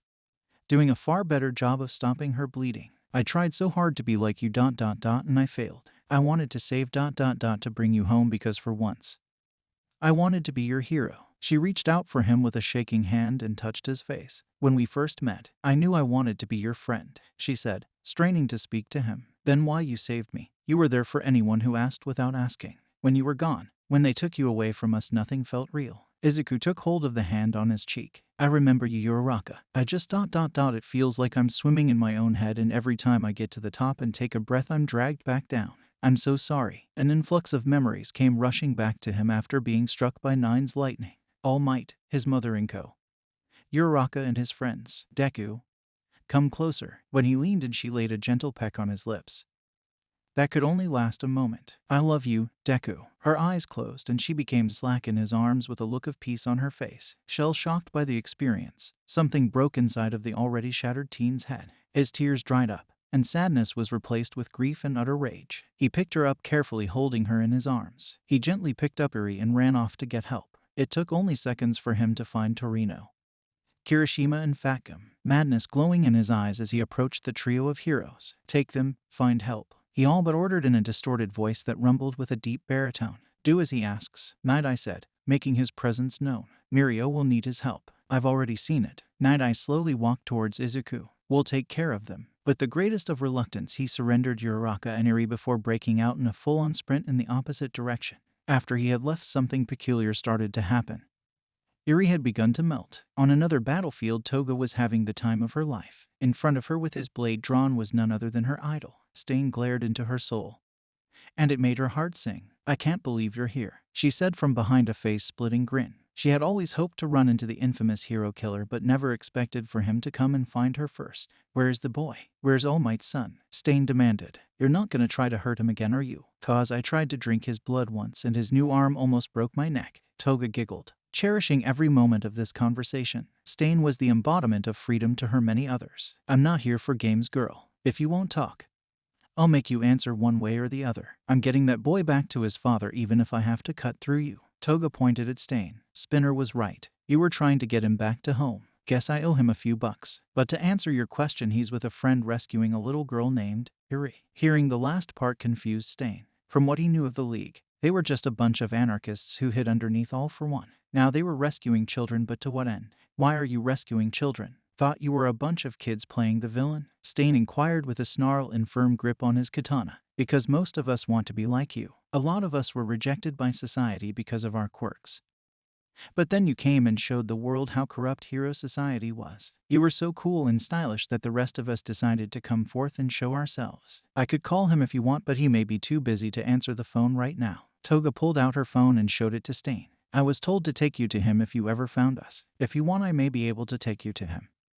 If you answer one itsy-bitsy little question. Stain became more guarded and on edge. He was running out of time. Either the heroes were going to apprehend him or he'd killed those sent to capture him. What do you want? Tell me what your favorite knife is. Accepting the bizarre request, the hero killer answered. Bowie knife. Thank you. This way, she said, guiding the hero killer towards Izuku's last known location. Midpoint for ad. In his home with the strict eye of Inko on him, the symbol of peace sat down on his living room couch with a bowl of miso soup in front of him. He sighed and took the soup and flipped on the television. When he did, a news report captured his attention. A villain was attacking the outside region of Tokyo. The symbol watched the live feed patiently. He didn't have much time left, 45 minutes at best. And he needed it to rescue his boy. Sipping his soup, Toshinori watched the battle taking place between his new successor and an unidentified villain. This villain was able to control the weather, shoot beams of light from his hands, create dragons that attacked their enemies, and much more. Concerned, All Might nearly roused to his feet. Given how things had gone with Izuku, he wasn't sure if he wanted to sit this fight out. He decided to put his faith in SR's chosen successor. He closed his eyes and sighed. No, he wouldn't leapt from his couch, declare to the world that he was here and distress the woman looking after him. Instead, he'd relax and wait for any ounce of good news. Inko reappeared at his side with her own bowl of soup. She offered him a kind smile and reassuring rub on the back. For a moment, All Might felt as if he could relax. That was until a familiar voice came bursting from the speakers. You hurt Uraraka. I'll kill you. Both adults turned their undivided attention towards the TV screen. There, with a look of murder on his face, was their son. In one form or another, it was harder to recognize him with the crazed look on his face and a black appendage shooting off in the direction of the villain he was facing. His body was slowly turning darker before them, giving Izuku a closer appearance to a traditional Nomu. Their hearts sank as they watched the teenager they loved attack Nine with such carnage. Neither of them knew what to say. Both managed to finally calm themselves down after weeks of stress and grief, only to witness this. He was different, angry, and slowly changing before their very eyes into what could only be described as a horrific sea monster. Izuku cried out, bellowing out a cry of primal fury on all fours. As Deku's cry of fury turned into one of pain, his skin had turned to a charcoal black. His teeth were a jagged assortment of sharp, nearly translucent daggers. A feral snarl escaped his lips before he leapt into the fight. Without a word, Toshinori flipped the TV off. He didn't want Inko seeing any more than she had. He got up and went directly for the door. I'm going. A moment of silence passed between them. Be careful, Toshi, Inko muttered. I'll do my best. All Might reached for the embers of One for All, then left to find his boy. Meanwhile, Mirko watched the trio of Mirio, Tagata, Deku, and Nine engage in a fierce battle, one she would gladly join if she wasn't being cut off by a wolfman. Hey big guy, what big teeth you have, she said, commenting on the row of teeth he had been showing while smiling at her. The better to eat you alive with, little rabbit, he replied with a wink, flirting with her. A chuckle escaped her lips. Well, aren't you a barrel of fun? Say, why don't we do this later? I have a prior engagement to attend. But if you're willing to wait, I can save my next dance for you. Chimera laughed. His grin didn't fall either. He, like Mirko herself, was excited too, since things had become tense due to All Might. No one was cutting loose for fear of ending up on his radar. Now, after months of sitting around, he was finally able to run wild. I'm afraid I'll have to insist on having the first dance. I hope you won't mind if I take the lead, the wolf villain said, flexing his muscles. Not at all. As long as you don't mind if I step on your toes. Chimera reared his fist back while lunging at Mirko, who grinned like a mad woman. She responded with a kick that made their bones rattle. The resulting excitement made their hearts race. I think I'm in love, Chimera exclaimed happily. Right back at you, big guy, Mirko said before sending him flying with a right hook. Chimera quickly picked himself and charged at Mirko. More than a pretty face. Try not to die on me. I'm a huge fan. The two kicked, clawed, and punched away at each other, comfortable to drag their fight out just a little bit further away twice. Mustard and Eerie made their way to their rendezvous where they would meet with the other members of the league. It was time to leave while the getting was good. Took you long enough, Compress said, wiping the non-existent sweat from his brow. A few minutes longer and I would have presumed you both got captured or killed. It's getting crazy out there. Guess we failed our missio. Who's this? And where is Starfish? He asked, hoping for the best. Last I saw he was fighting Overhaul, Mustard answered as he caught his breath. Some crazy guy came after us. If Twice hadn't made copies of us, we'd be done for, the masked villain said with dread. Yeah, he was crazy strong. He looked like a cosplayer. The members of the league were so busy speaking amongst themselves they didn't notice Toga and Stain's arrival. Where is he? The hero killer demanded as he scanned the faces before him. To Toga's merit, she was telling the truth about there being a little girl. Mustard and Twice pointed in the direction they came from immediately. None of them wanted to be that man's bad side. The man growled, noticing Eerie hiding behind Twice's leg. He pointed his katana at the group of misfits. Drop her off with the authorities or else I'll find you again. Stain left with Toga hot on his heels. The other members of the league didn't know what was coming next, but they knew that whatever it was, it'd make an impact they'd be feeling for a long time to come. None of this is good, Compress said, receiving nods from the other members of the league. Outro. Thank you all for indulging yourselves in the story thus far. I hope you enjoyed it. Now, there are a few more things that I'd like to go over before the video ends. Firstly, we've got a second channel called Anime Deep Dive. Anime Deep Dive goes deep into the facts and lore of a wide variety of anime.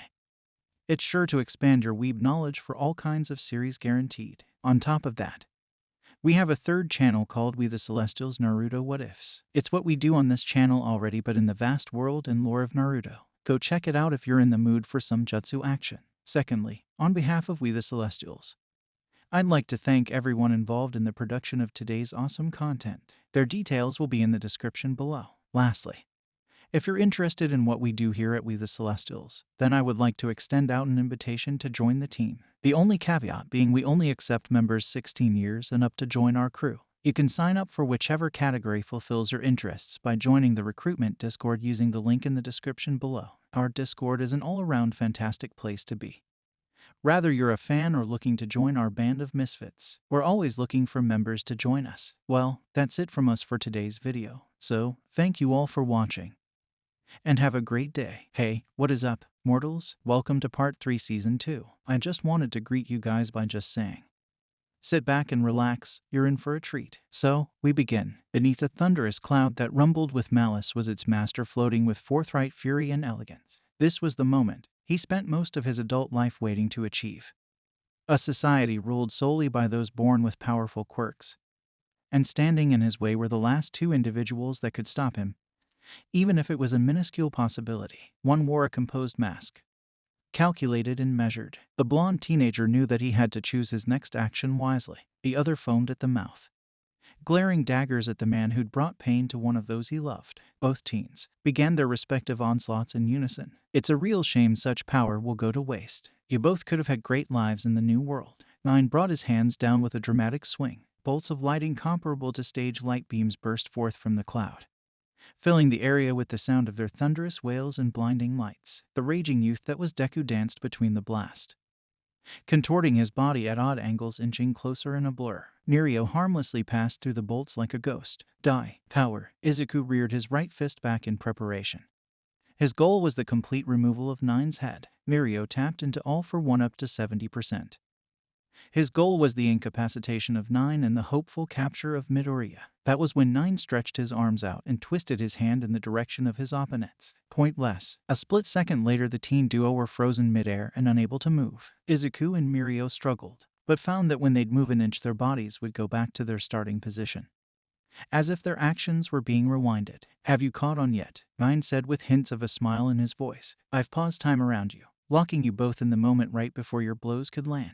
That little girl sure had an amazing quirk. Control over time. Nine's fingers glowed with purple light. I could kill you both, steal your quirks, and burn this city to the ground, and there's nothing you could do to stop me. Taunting them, he moved his hands, fast-forwarding the two young heroesser into old men and then back to their present state. But where's the fun in that? Blue dragons shot from his back, launching both teens into the pavement.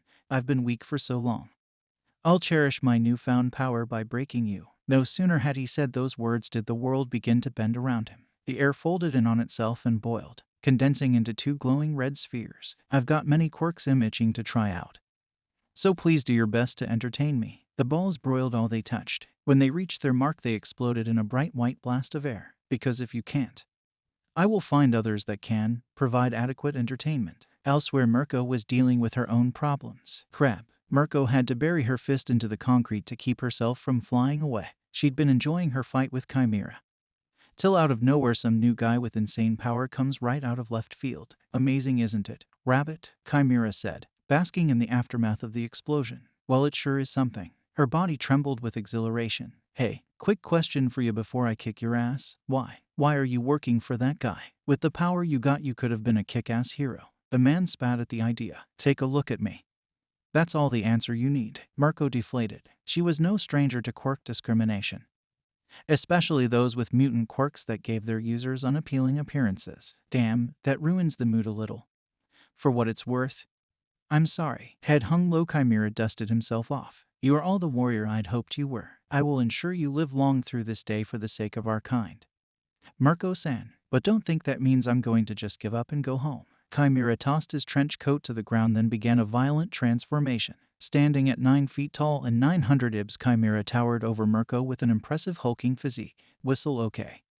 Not bad. I'm still gonna beat you down, big guy. You hold back on me even a little and your ass is gonna. Chimera laughed, interrupting Mirko. You still think you can beat me? Fine, then prepare yourself, Mirko, and remember you asked for it. Muscle fibers began covered up his fur and encased his body in a steel-like armor. This add-on was a gift from our leader 9.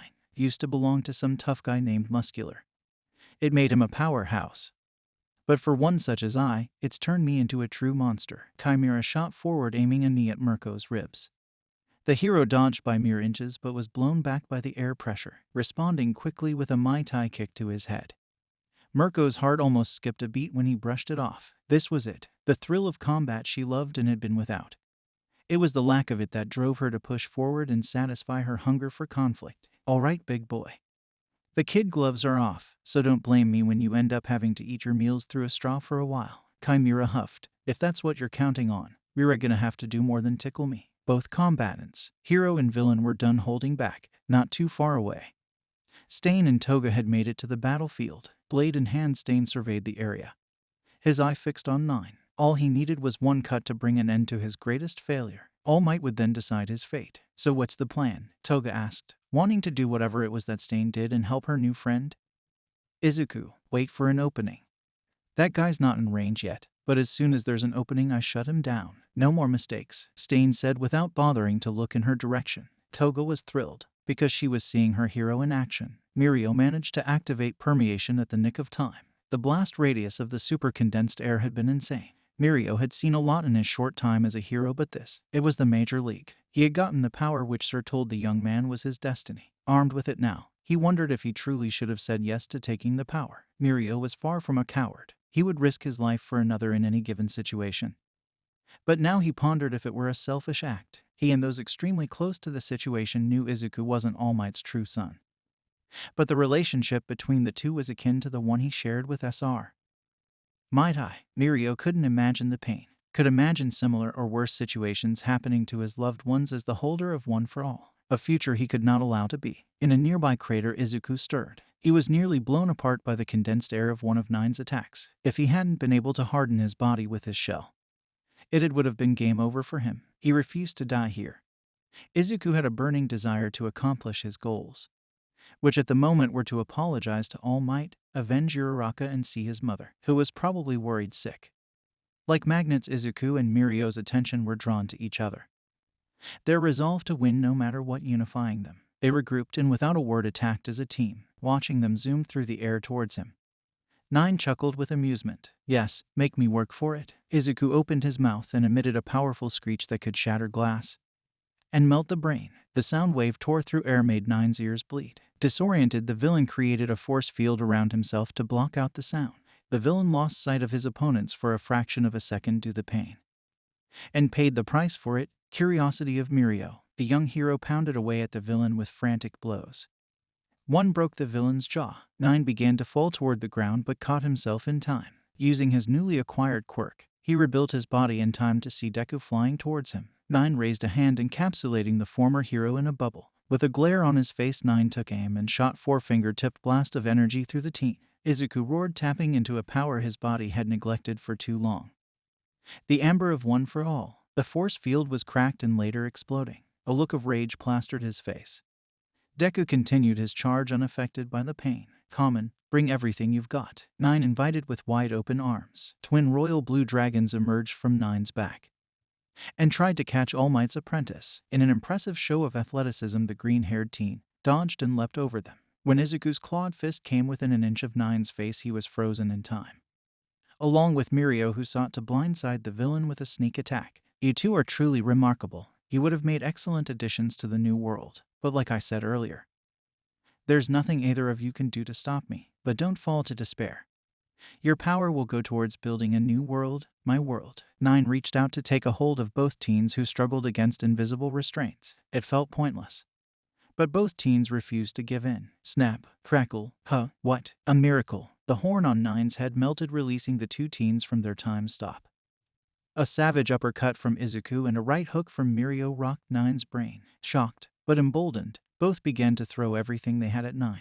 They knew if the man was allowed even a moment, he could come back stronger and end them both. Unfortunately, even with the advantage they had, 9 was still able to tap into the power All for One and sent them both flying back. Both heroes and villain were haggard and wearing down. Both sides reached the same conclusion: the fight.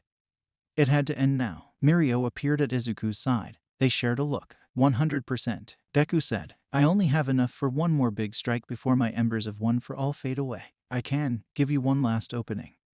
Stop holding back and make it count. Yeah, I get it. Let's end it. Mirio helped Izuku to his feet. The younger teen dug deep and grabbed a firm hold of what he had left of One for All. Across the battlefield, 9 rose to his feet, bleeding from his head. His regeneration was acting slow, healing him but leaving him vulnerable. Damn it, what happened to that quirk?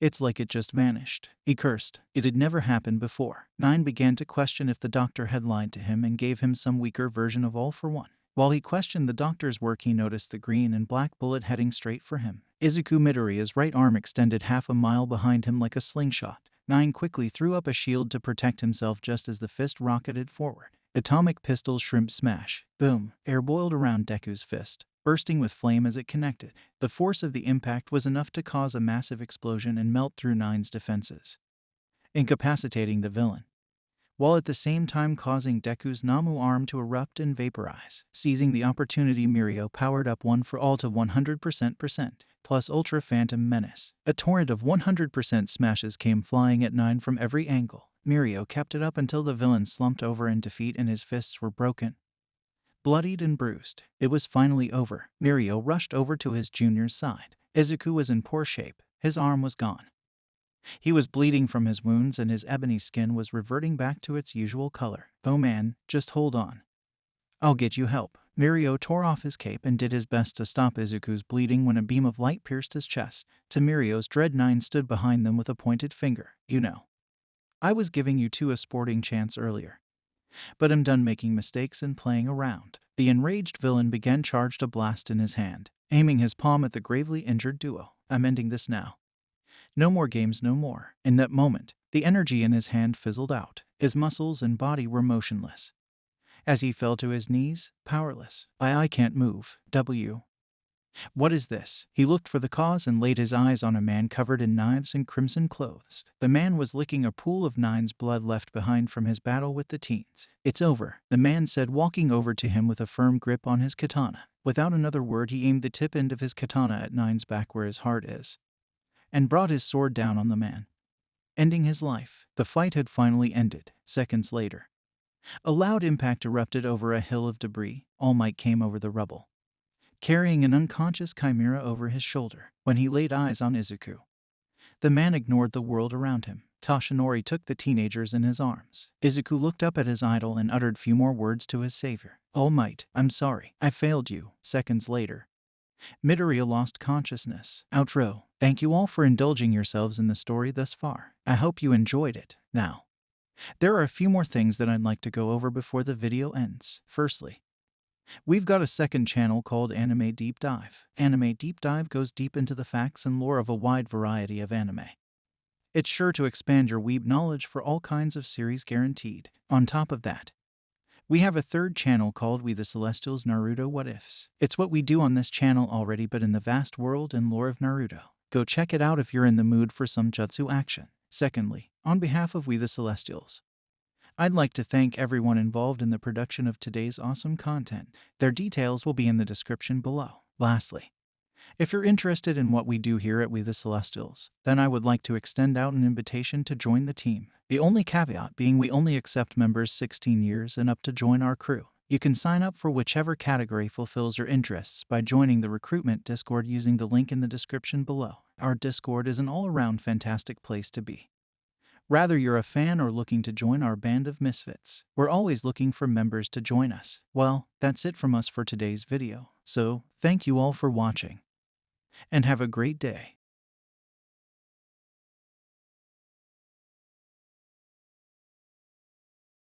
Hey, what is up, mortals? Welcome to part 4 season 3 of What If Deku Was a Nomu. I just wanted to greet you guys by just saying, sit back and relax, you're in for a treat. So, we begin. Izuku woke up with a jolt, confused and in pain. Wires of undisclosed purpose running down his left arm and others connected to his gut. He was in a large sterile room with a minigun aiming at him from the ceiling. There was a buzz of an intercom that was followed with heavy slams of locks coming undone. From a door in a corner his mother stepped into view. Izuku. The two stared at each other for what felt like a lifetime. It had been so long since the two had seen one another. Izuku tried to get up, but the combination of injuries and drugs caused him to fall back to his bed. Inko ran to his side and held him gently. Mom, Izuku said with a shaky, no longer distorted voice and scratchy throat. It was a strange feeling, missing someone without remembering everything you knew about them.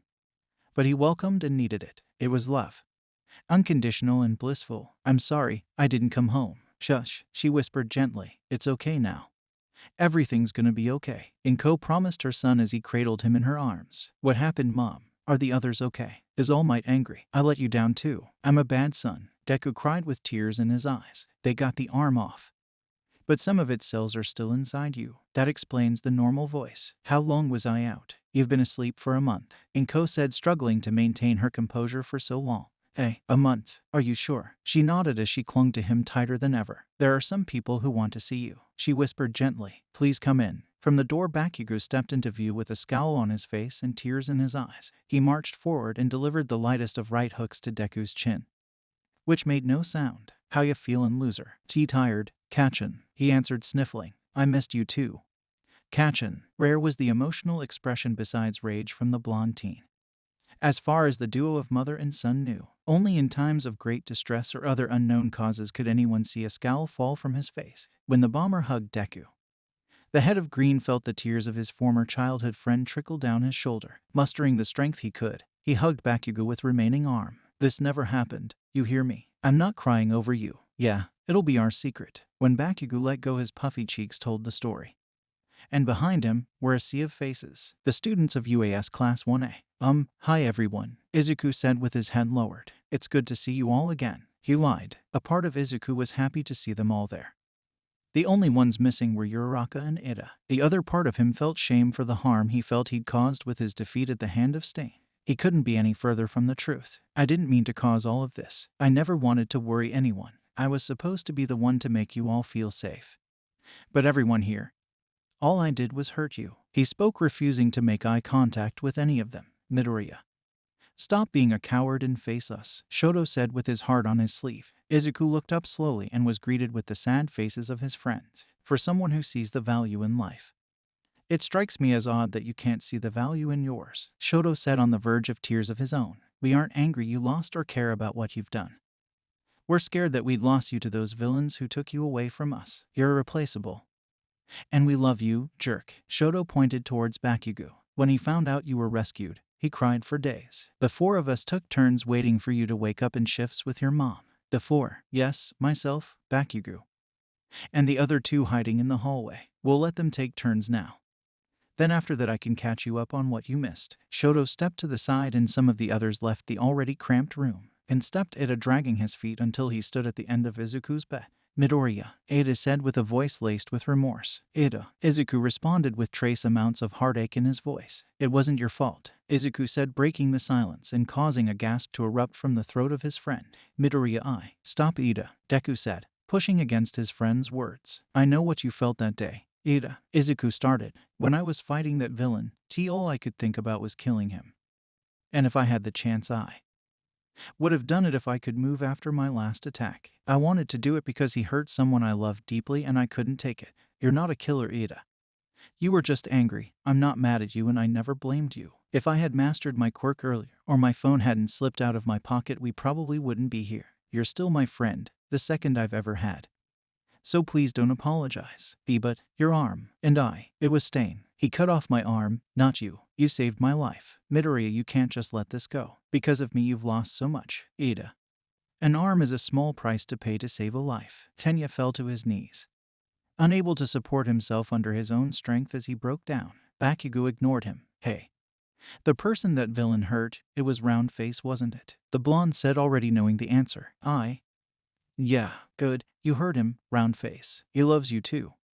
So you can stop feeling bad about kissing him without asking. An eep was heard from the hallway before she stepped in, leaning on her mother's shoulder. She smiled at Izuku and the teen's world froze. In another location, the area's aura was far colder. In a standoff, Dabai and Shigaraki were in the midst of establishing control over the league. Both were secluded in an abandoned junkyard. So you're turning against me too, eh? Why? Not good enough for you. Yeah. Then I heard something from a couple birdies I fried earlier. Turns out there's a doctor who can give me the keys to jumpstart my plan. Since you can't seem to cook up a decent plan, I figure why not get rid of you. Dabai said as nonchalant as usual. Turns out your boss was holding out on you, waiting for you to grow up before he made you king. That loser 9 was the prototype for the power you're supposed to get. But I want it. I can make better use of it than you ever could. And you think killing me will make you a fitting replacement? I believe it would. The voice of Yujiko said. His voice came from a speaker in an unknown location. The sound seemed to come from all directions. Time is short, Shigaraki. And I can no longer give you a spare moment's time. You see, with so many after me, I must ensure that the very best receives all that I have to offer. The doctor explained, upsetting Shigaraki and causing Dabai to smirk. You're improving in so many ways. I have no doubt if there was more time you'd be the master I dreamt of. Yet, time is something I can no longer procure for you. The man before you is the only amongst your associates that I could accept in your absence. His story is quite complex, and it was due in part to our master setting up this little trial. It's do or die, Shigaraki. Win and be gifted with the power you've been groomed for, or die. Shigaraki glared at the man across from, understanding the situation he found himself in. Fine, but when this is all over, I'm killing you, doctor, somehow. Some way. Both Dabai and Shigaraki felt the madman's smile. I wouldn't have it any other way.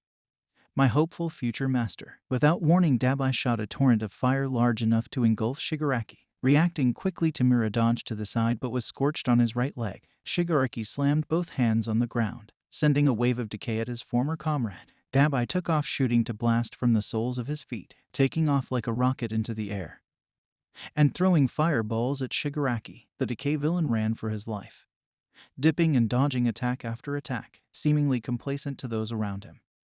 Shigaraki was a studious learner, gaining knowledge from every interaction and observation, so knowing that even if he couldn't touch his rival, time would defeat him for the future king. Dabai had other plans. Sorry, not gonna let you run out the clock. Dabai brought his fist together, which bled as he clenched them before he shot them out to his sides. Flashfire fist, hell curtain. Tamura's eyes lit up in fear. Realization crept up in his mind. It made sense. Dabai's powerful fire-based quirk. Why he wanted to kill that UA brat. It was in the name of vengeance. Tamura knew that Dabai's flames were hot enough to melt through steel. Yet he had to try to do something. Spotted a car door that had been discarded on the ground. He ran to and raised it in time. The cruel brilliance of Dabai's blue flame was all any could see. Even with eyes shut, the resulting blast was enough to incinerate wood.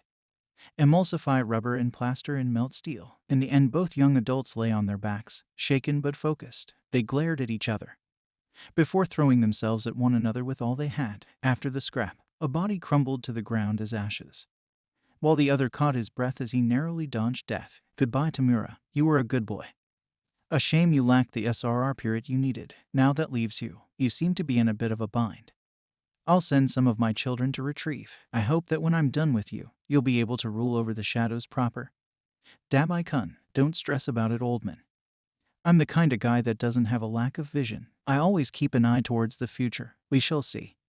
You've shown vision and ingenuity, but in the end I can only wait for the results. Don't disappoint me, child. As if I could. Now get me out of here. A black figure came out of a black warm hole and gingerly picked up Dabai and carried him to the good doctor. Elsewhere, a crimson-dressed man was busy dealing with two annoying children. Toga and Spinner had attached themselves to the former hero killer's side. Why are you fools so insistent on following me everywhere I go? Because we are your disciples, Stain-sensei, Spinner said with a frantically nodding Toga by his side. We wish to help you in the improvement of this broken society. Annoying. I'm a fraud, you fool. I crippled All Might's kid, robbing the world of its second symbol of peace. If it weren't for me, the world would have a guaranteed second win.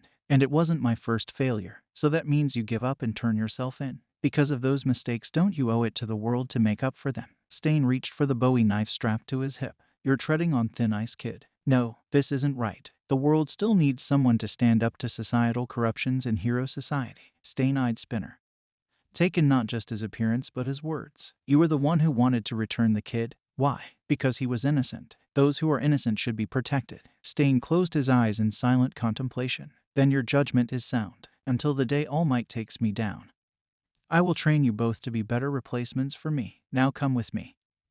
There's a lot you both need to learn. Outro. Thank you all for indulging yourselves in the story thus far. I hope you enjoyed it. Now, there are a few more things that I'd like to go over before the video ends. Firstly, we've got a second channel called Anime Deep Dive. Anime Deep Dive goes deep into the facts and lore of a wide variety of anime.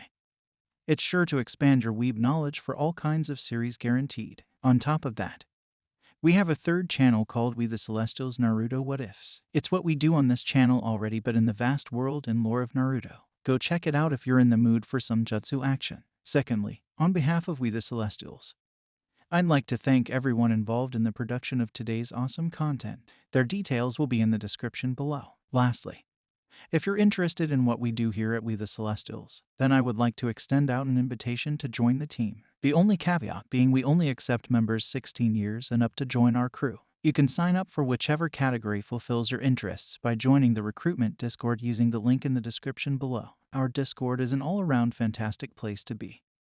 Whether you're a fan or looking to join our band of misfits, we're always looking for members to join us. Well, that's it from us for today's video. So, thank you all for watching, and have a great day. Hey, what is up, mortals? Welcome to Part 5 Season 3 of What If Deku Was a Nomu. I just wanted to greet you guys by just saying, sit back and relax, you're in for a treat. So, we begin. Months had passed since Izuku recovered from the aftermath of his battle with Nine. In that time, numerous doctors and quirk specialists had come and gone, and doing the damage that had been done to him was quite the labor. But one the numerous specialists were proud to take on. In the first month, they were able to undo the various commands placed into his subconscious. In the second, they had succeeded in helping the young man remember all he had lost. The third had been the toughest due to physical limitations. The doctors attempted to undo the teen's namufication but reached limited success. In the end, the damage was long-lasting, and in areas irreversible, since Izuku was still alive at the time of his transformation. His body was locked in a state of half-life, not truly alive or dead in the traditional sense.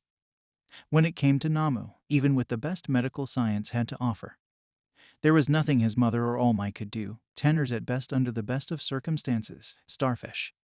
The Nomu grafted arm fed off Izuku, damaging his internal organs and nearly converting his body into a Nomu. Inko collapsed after receiving the news, and All Might kept his distance out of guilt. Toshinori Yagi had set up for days thinking about the condition of his former apprentice. He ignored all of Inko's texts and calls to escape the dismal news he found himself in. Instead, the symbol chose to use all the time he had left to snuff out any signs of criminal activity. He could only hold his might form for 15 minutes a day now. which was why he was in the office of the president of the Quirk Public Safety Commission. To what do I owe the pleasure? The haggard and sleep-deprived All Might asked. The woman across from him sighed. You mean besides your attempts at self-sacrifice? Mr. Yagi, she asked with a plaintive tone that made the man wince. So it's that obvious. Is it? The symbol asked. Knowing the answer to his question, yes. And the public has noticed. Public sympathy for you is at an all-time high. Even the most socially inept could read you like a book, which is far from the ideal. She took a breath. On behalf of the commission, we're sorry this is happening to those two. Your apprentice would have made an excellent hero. However, we can no longer allow you to work through your frustrations by punching it out. It may be alleviating for your sense of loss. And believe me, we all feel it, but it must end. Toshinori. It's time for you to retire and go back to that woman, Inko Midoriya. Many of our sources say she's worried about you. All Might sighed. So that's how it is. Ready to get rid of me. Like that. After all the hero work I've done. Yes and no. We know that life hasn't been fair to you, given everything you've done for the world. But you're dying, and don't have much time left. She wants to take care of you, and you should let her. Her husband won't be coming back anytime soon after abandoning her. She needs you and you need her. Admittedly, Toshinori had enjoyed his time with her. She had the ability to make things peaceful, as much as he'd want to deny it. If things had been different, he could see himself in a comfortable relationship with her, though given all that he'd cost her, he couldn't see himself taking that step. I have no place in her heart and you have none spying on her. As for retirement, I'll stop when I have to, no sooner. Do as you wish. But do keep in mind that your actions affect the world. She warned strongly. You think I don't know that? I've been the symbol of peace for decades. I know my importance. Is there anything else? Your apprentice. He's too dangerous to be set free. But there's interest in him from our government. There's a lot of good he can do for the world. And while I'm against it, it may be the only chance he'll have for a life outside of a cage. The symbol of peace slammed his fist against her desk. The woman didn't flinch. It may seem cruel to you, as if we only care for our best interest, but he's an asset. When I feel the rest of the government won't let go of, just think about. There may be a way to make the transition easier. Having heard enough, All Might stood and headed for the door. I'll let him hurt himself out of ignorance. I won't let another use him up until he has nothing left to give. He deserves better. I agree. But sooner or later they will reach out. Do look on the bright side. It's better than spending his life wasting away behind bars. All Might clenched his fist, leaving the room in worse spirits than when he went in. Elsewhere, Dr. Yujiko eyed the young man before him. A strained silence between himself and Dabai, who seemed more preoccupied with testing out his new body than anything else. So, what'll you do first? The doctor asked, wriggling his mustache nervously. His scars were washed away by the various healing quirks and his physique had become a healthier, more muscular build. Got someone I gotta visit in a hospital. Then head to a few of the shatter areas to snatch some quirks. After that I'll need an army, and given the society we live in, it'll be easier to set up than it should. The world is on fire, and not even All Might can snuff the flames. Dabai explained like he was talking about the weather. The doctor raised a brow, confused by the oversimplified explanation. Well, you know, I do have an army available to assist you. You've proven yourself, and if you so chose I could assist you. Dabai acknowledged the offer with a smile, before going back to examining his new body. No can do, Eggman. Wouldn't work. I need people loyal to me, and your bias won't help me accomplish my goal. I'm not a flashy guy and I like to earn my own. Building an army, toppling the world of false heroes, it takes time. Time I now have thanks to you. I miss my scars, but I'd be lying if I said it won't help me conceal my identity. Dabai waved his hand, generating a portal. I honestly appreciate it.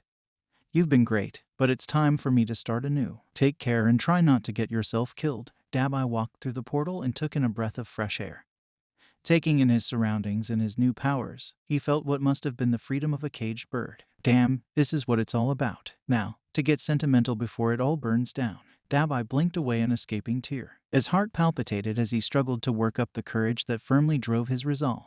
I almost forgot what it feels like to cry, the villain uttered to himself as he trotted down the steps of the roof he appeared on. Days later, Uraraka and her friend-turned-boyfriend Izuku sat beside one another, enjoying the warm sun and pleasant breeze of the botanical garden. The two were allowed to come out of the compound where Izuku was being housed, albeit under heavy security and with a quirk restraining collar around his neck. She'd been there for Izuku for every step of his recovery and never once shuddered away. This was their first date together. And while it was uncomfortable with so many watching them in the shadows, being together was worth it. Uraraka opened their picnic basket and offered Izuku a sandwich. "Thank you, Uraraka," he said, taking it with a nervous blush. "You're welcome," she replied with a shy smile of her own as he took a bite of the sandwich. "Is it good, Deku?" "The best thing I've eaten in a while." "Uraraka." Izuku looked her in the eye, mustering his courage. "Uraraka, I been meaning to ask if this is what you really want. I'm not the same person you knew back then. I know it's because of what they did to me, but I still took lives and hurt people, even if they were villains. I love you, Ochako. I think I always have, but I'm afraid of dragging you down with me." Uraraka scooched closer to Izuku. "Deku, you have to stop sacrificing your own happiness for others. You're not going to drag me down. People understand and we're here for you." "I'm here for you, Deku. Do you want me to leave?" Izuku shook his head. "No." "Good, because I love too. Izuku Midoriya, and I want to stand by your side. So for once in life, let someone else be your hero." Uraraka wrapped him up in a loving embrace, which he surrendered to happily. "Okay, Uraraka," he said, accepting her declaration. Just for a bit longer than they should have, they held each other, happy to have another. In the distance, in horrible disguises, Inko and Uraraka's mother sat watching and listening in with joy. Both women had met months ago, becoming fast friends in the time they'd known one another, and secretly hoped to call each other sister one day. Life had taken its pound of flesh from her son, so all Inko desired from it now was her baby's happiness. After so long, it seemed that things were going as she hoped, and he'd get to have the peace he deserved. Inko cried happily, unaware of the horrors happening miles away from her. Dabai walked at a calm pace with compress twice and mustard behind him. Their destination was the supermax security prison known as Tartarus. The guards who noticed them jumped into action, aiming high-yield explosives and machine guns at the trespassers. Dabai raised a hand which flickered to life with brighter than usual blue flame. Hellfire. Flames of Prometheus. A wave of living flames washed over the bridge that connected the prison to the mainland. Some of the guards let out an audible gasp, and others attempted to duck and cover, but no matter their actions, they were swept away by all-consuming light, resulting in the brave men and women being nothing more than piles of dust. By the time they made it to the prison entrance, dozens of heroes and hundreds of guards stood in their way. Dabai smirked. "You all got the plan.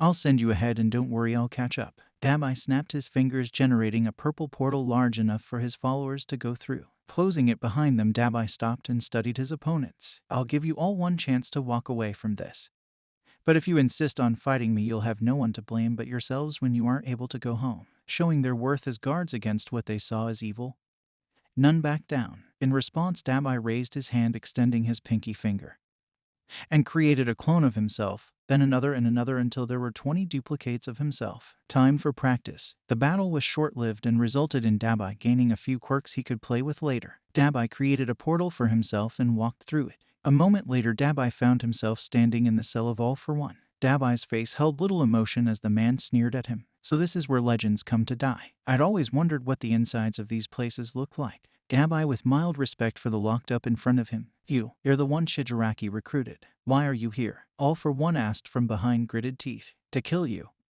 Can't have you breaking free and foiling my plans for the world." "Really? And what exactly are you hoping to accomplish?" "A reorganization of the world. Your reign in this world is over, old man.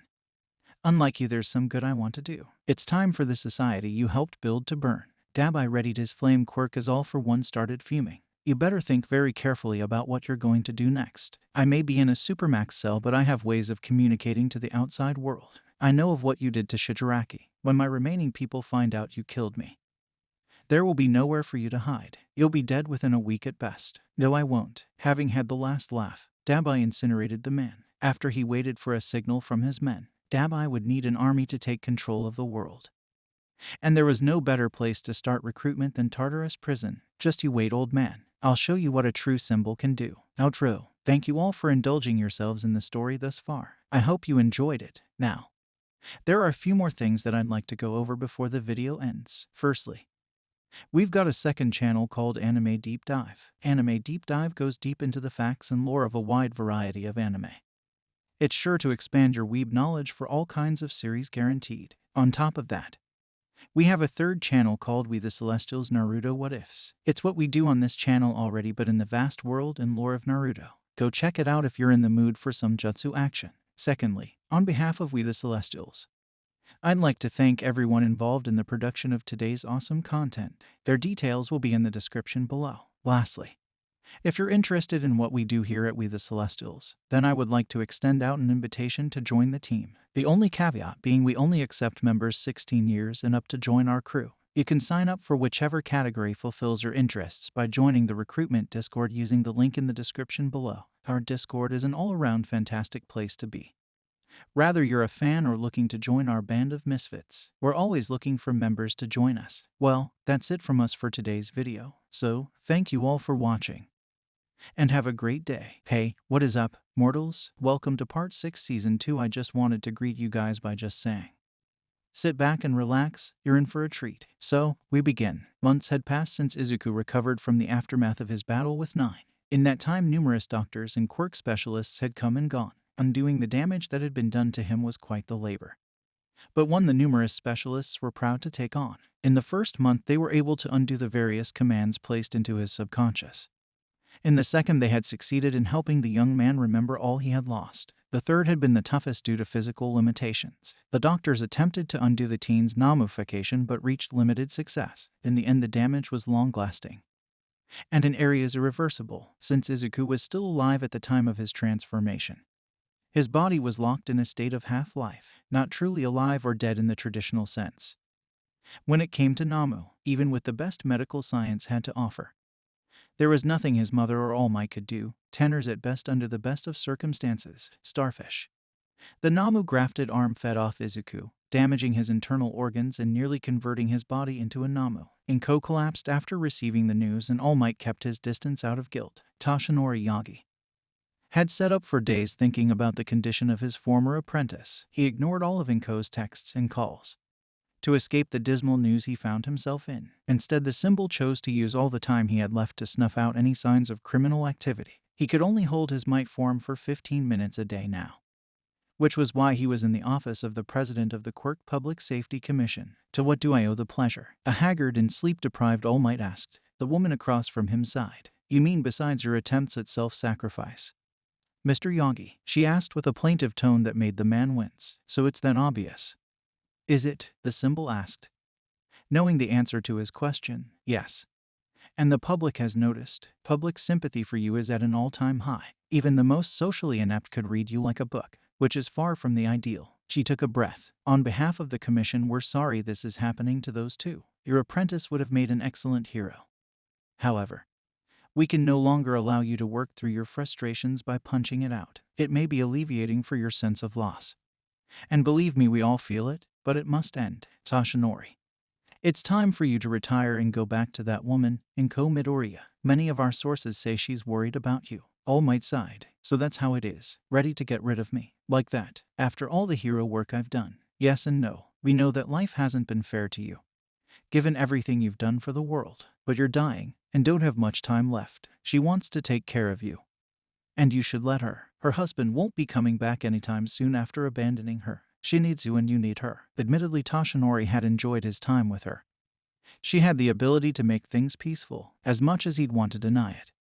If things had been different, he could see himself in a comfortable relationship with her. Though given all that he'd cost her, he couldn't see himself taking that step. I have no place in her heart and you have none spying on her. As for retirement, I'll stop when I have to, no sooner. Do as you wish. But do keep in mind that your actions affect the world. She warned strongly. You think I don't know that? I've been the symbol of peace for decades. I know my importance. Is there anything else? Your apprentice. He's too dangerous to be set free. But there's interest in him from our government. There's a lot of good he can do for the world. And while I'm against it, it may be the only chance he'll have for a life outside of a cage. The symbol of peace slammed his fist against her desk. The woman didn't flinch. It may seem cruel to you, as if we only care for our best interest, but he's an asset, one I feel the rest of the government won't let go of. Just think about. There may be a way to make the transition easier. Having heard enough, All Might stood and headed for the door. I let him hurt himself out of ignorance. I won't let another use him up until he has nothing left to give. He deserves better. I agree. But sooner or later they will reach out. Do look on the bright side. It's better than spending his life wasting away behind bars. All Might clenched his fist, leaving the room in worse spirits than when he went in. Elsewhere, Dr. Yujiko eyed the young man before him. A strained silence between himself and Dabai, who seemed more preoccupied with testing out his new body than anything else. "So, what'll you do first?" the doctor asked, wriggling his mustache nervously. His scars were washed away by the various healing quirks and his physique had become a healthier, more muscular build. Got someone I gotta visit in a hospital. Then head to a few of the shadier areas to snatch some quirks. After that I'll need an army, and given the society we live in, it'll be easier to set up than it should. The world is on fire. And not even All Might can snuff the flames, Dabai explained like he was talking about the weather. The doctor raised a brow, confused by the oversimplified explanation. "Well, you know, I do have an army available to assist you. You've proven yourself, and if you so chose I could assist you." Dabai acknowledged the offer with a smile, before going back to examining his new body. "No can do, Eggman. Wouldn't work. I need people loyal to me, and your bias won't help me accomplish my goal. I'm not a flashy guy, and I like to earn my own. Building an army, toppling the world of false heroes, it takes time. Time I now have thanks to you. I miss my scars, but I'd be lying if I said it won't help me conceal my identity." Dabai waved his hand, generating a portal. "I honestly appreciate it. You've been great, but it's time for me to start anew. Take care and try not to get yourself killed." Dabai walked through the portal and took in a breath of fresh air.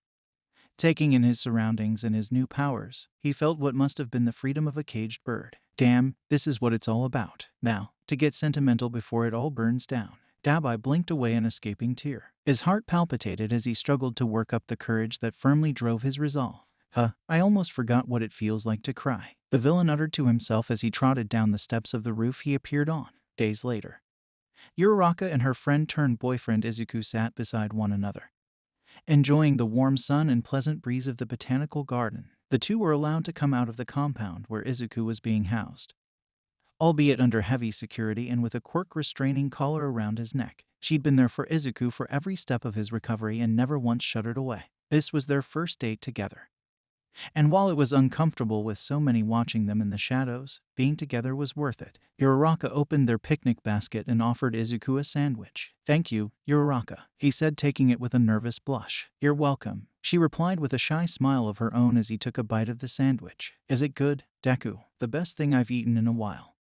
"Uraraka." Izuku looked her in the eye, mustering his courage. "Uraraka, I been meaning to ask if this is what you really want. I'm not the same person you knew back then. I know it's because of what they did to me, but I still took lives and hurt people, even if they were villains. I love you, Ochako.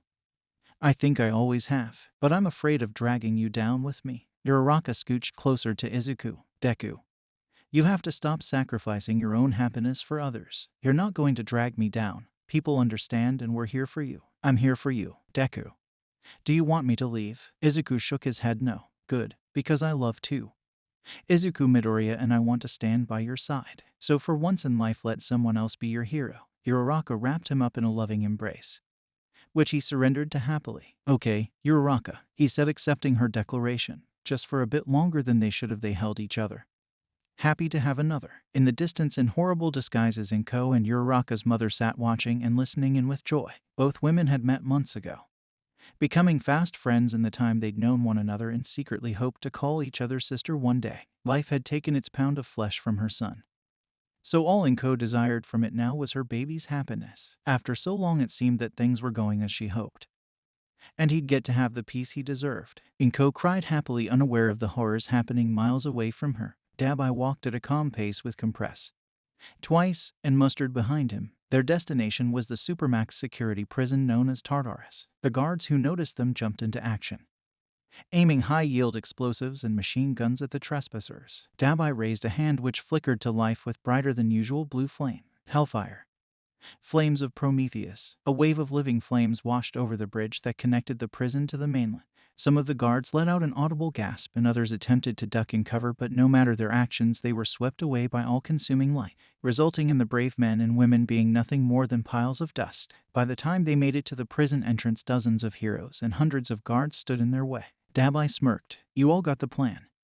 I'll send you ahead, and don't worry, I'll catch up." Dabai snapped his fingers, generating a purple portal large enough for his followers to go through. Closing it behind them, Dabai stopped and studied his opponents. "I'll give you all one chance to walk away from this, but if you insist on fighting me, you'll have no one to blame but yourselves when you aren't able to go home." Showing their worth as guards against what they saw as evil, None backed down. In response, Dabai raised his hand, extending his pinky finger, and created a clone of himself, then another and another until there were 20 duplicates of himself. Time for practice. The battle was short-lived and resulted in Dabai gaining a few quirks he could play with later. Dabai created a portal for himself and walked through it. A moment later, Dabai found himself standing in the cell of All for One. Dabai's face held little emotion as the man sneered at him. So this is where legends come to die. I'd always wondered what the insides of these places looked like. Dabai, with mild respect for the locked up in front of him. You're the one Shigaraki recruited. Why are you here? All for One asked from behind gritted teeth. To kill you.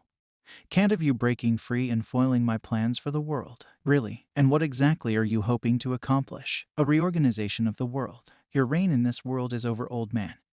Unlike you, there's some good I want to do. It's time for the society you helped build to burn. Dabai readied his flame quirk as All for One started fuming. You better think very carefully about what you're going to do next. I may be in a supermax cell, but I have ways of communicating to the outside world. I know of what you did to Shigaraki. When my remaining people find out you killed me, there will be nowhere for you to hide. You'll be dead within a week at best. No, I won't. Having had the last laugh, Dabai incinerated the man. After he waited for a signal from his men, Dabai would need an army to take control of the world. And there was no better place to start recruitment than Tartarus Prison. Just you wait, old man. I'll show you what a true symbol can do. Outro. Thank you all for indulging yourselves in the story thus far. I hope you enjoyed it. Now, there are a few more things that I'd like to go over before the video ends. Firstly, we've got a second channel called Anime Deep Dive. Anime Deep Dive goes deep into the facts and lore of a wide variety of anime. It's sure to expand your weeb knowledge for all kinds of series, guaranteed. On top of that, we have a third channel called We The Celestials Naruto What Ifs. It's what we do on this channel already, but in the vast world and lore of Naruto. Go check it out if you're in the mood for some jutsu action. Secondly, on behalf of We The Celestials, I'd like to thank everyone involved in the production of today's awesome content. Their details will be in the description below. Lastly, if you're interested in what we do here at We The Celestials, then I would like to extend out an invitation to join the team. The only caveat being we only accept members 16 years and up to join our crew. You can sign up for whichever category fulfills your interests by joining the recruitment Discord using the link in the description below. Our Discord is an all-around fantastic place to be. Whether you're a fan or looking to join our band of misfits, we're always looking for members to join us. Well, that's it from us for today's video. So, thank you all for watching, and have a great day. Hey, what is up, mortals? Welcome to Part 7 Season 2. I just wanted to greet you guys by just saying, sit back and relax, you're in for a treat. So, we begin. Dabai floated above the crowd of faces below with scrutiny. Propelled in by a flight quirk he stole from a gangster weeks ago, beneath him was the totality of Tartarus Prison's worst offenders. Standing in the courtyard of the prison, they weren't free. Not just yet. The quirk restraining bonds around their necks kept them powerless. The various villains knew why they were here. It was recruitment for recruitment's sake, and it didn't take a rocket scientist to figure it out. They held their tongues to listen to whatever offer the unknown young adult had to say. They didn't know much, but knew that if he had the power to bust them out, he most likely had some kind of plan involving them. So they waited for him to finish his appraisal of them. Now that I've got your attention, the name's Dabai and I am this world's new king. As for your former king, All for One, you don't have to worry about him anymore. He's dead. I personally took care of that. Murmurs of shock and excitement traversed the crowd in waves. The prisoners thought that if this guy could kill All for One, then he must be the real deal. I've brought you this far to make a non-negotiable offer to you. Join me in resetting this corrupt society that's treated us as oddities and criminals, or be washed away like the rest of the filth. The majority of the prisoners cheered and offered their services in exchange for their freedom. But there were a few holdouts that didn't plan on remaining silent. Dabai silenced their protest with his flames except for one. Where do you think you're going? He floated towards the retreating prisoner who was grabbed and held in place by the prisoners who sided with Dabai.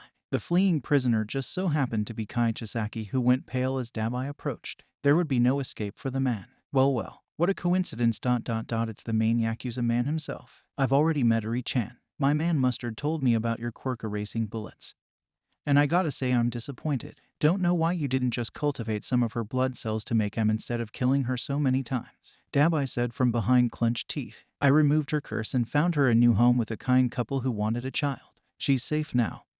Just like we promised, Stain. Not that you care. Dabai explained as a horn appeared on his forehead to overhaul his horror. Turns out when my guy twice makes a clone of someone, he makes a copy of their quirk too. That's why 9 lost. He thought he stole Eri's quirk. Turns out it was just a copy, which only lasts as long as the clone does. But this is the real deal. I hate child abusers.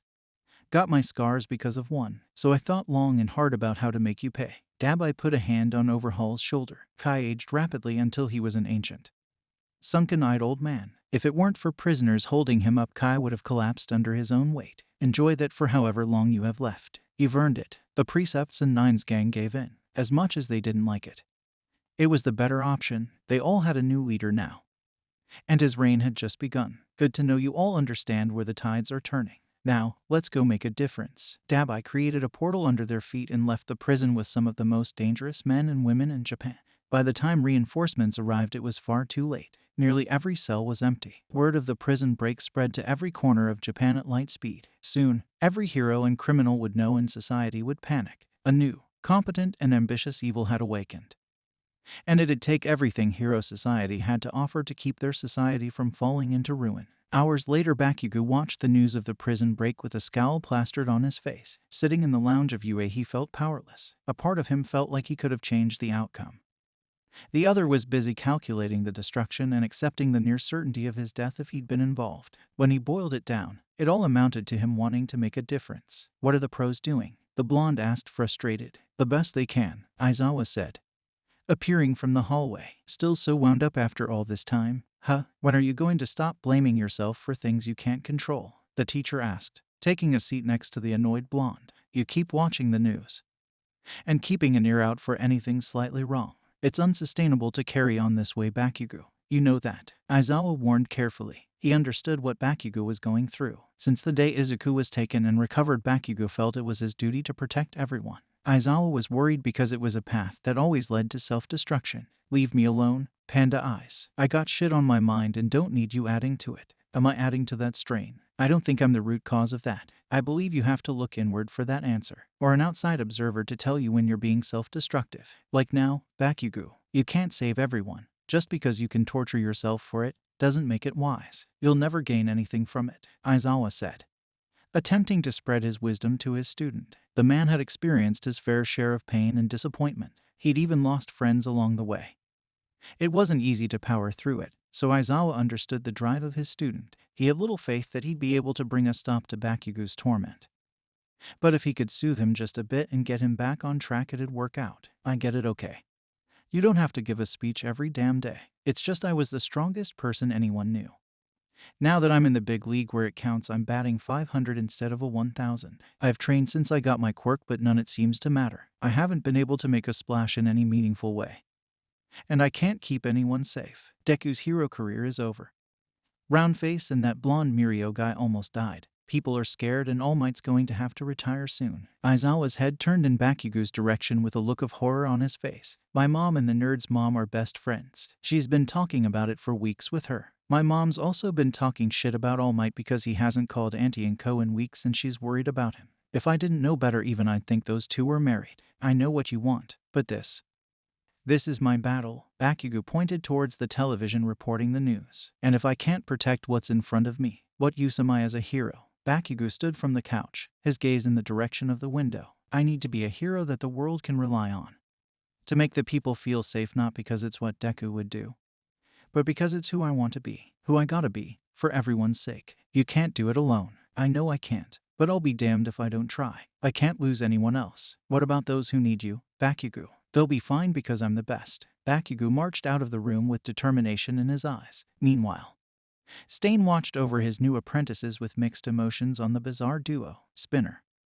The young man felt too pure a soul to engage in such a thing as false hero purging. Toga, the young woman, was far too manic and clingy for his taste. Neither of them had the right mix of brutality and heart to replace him on their own, but together they were quite the team. They balanced their worst tendencies and pushed each other to be better.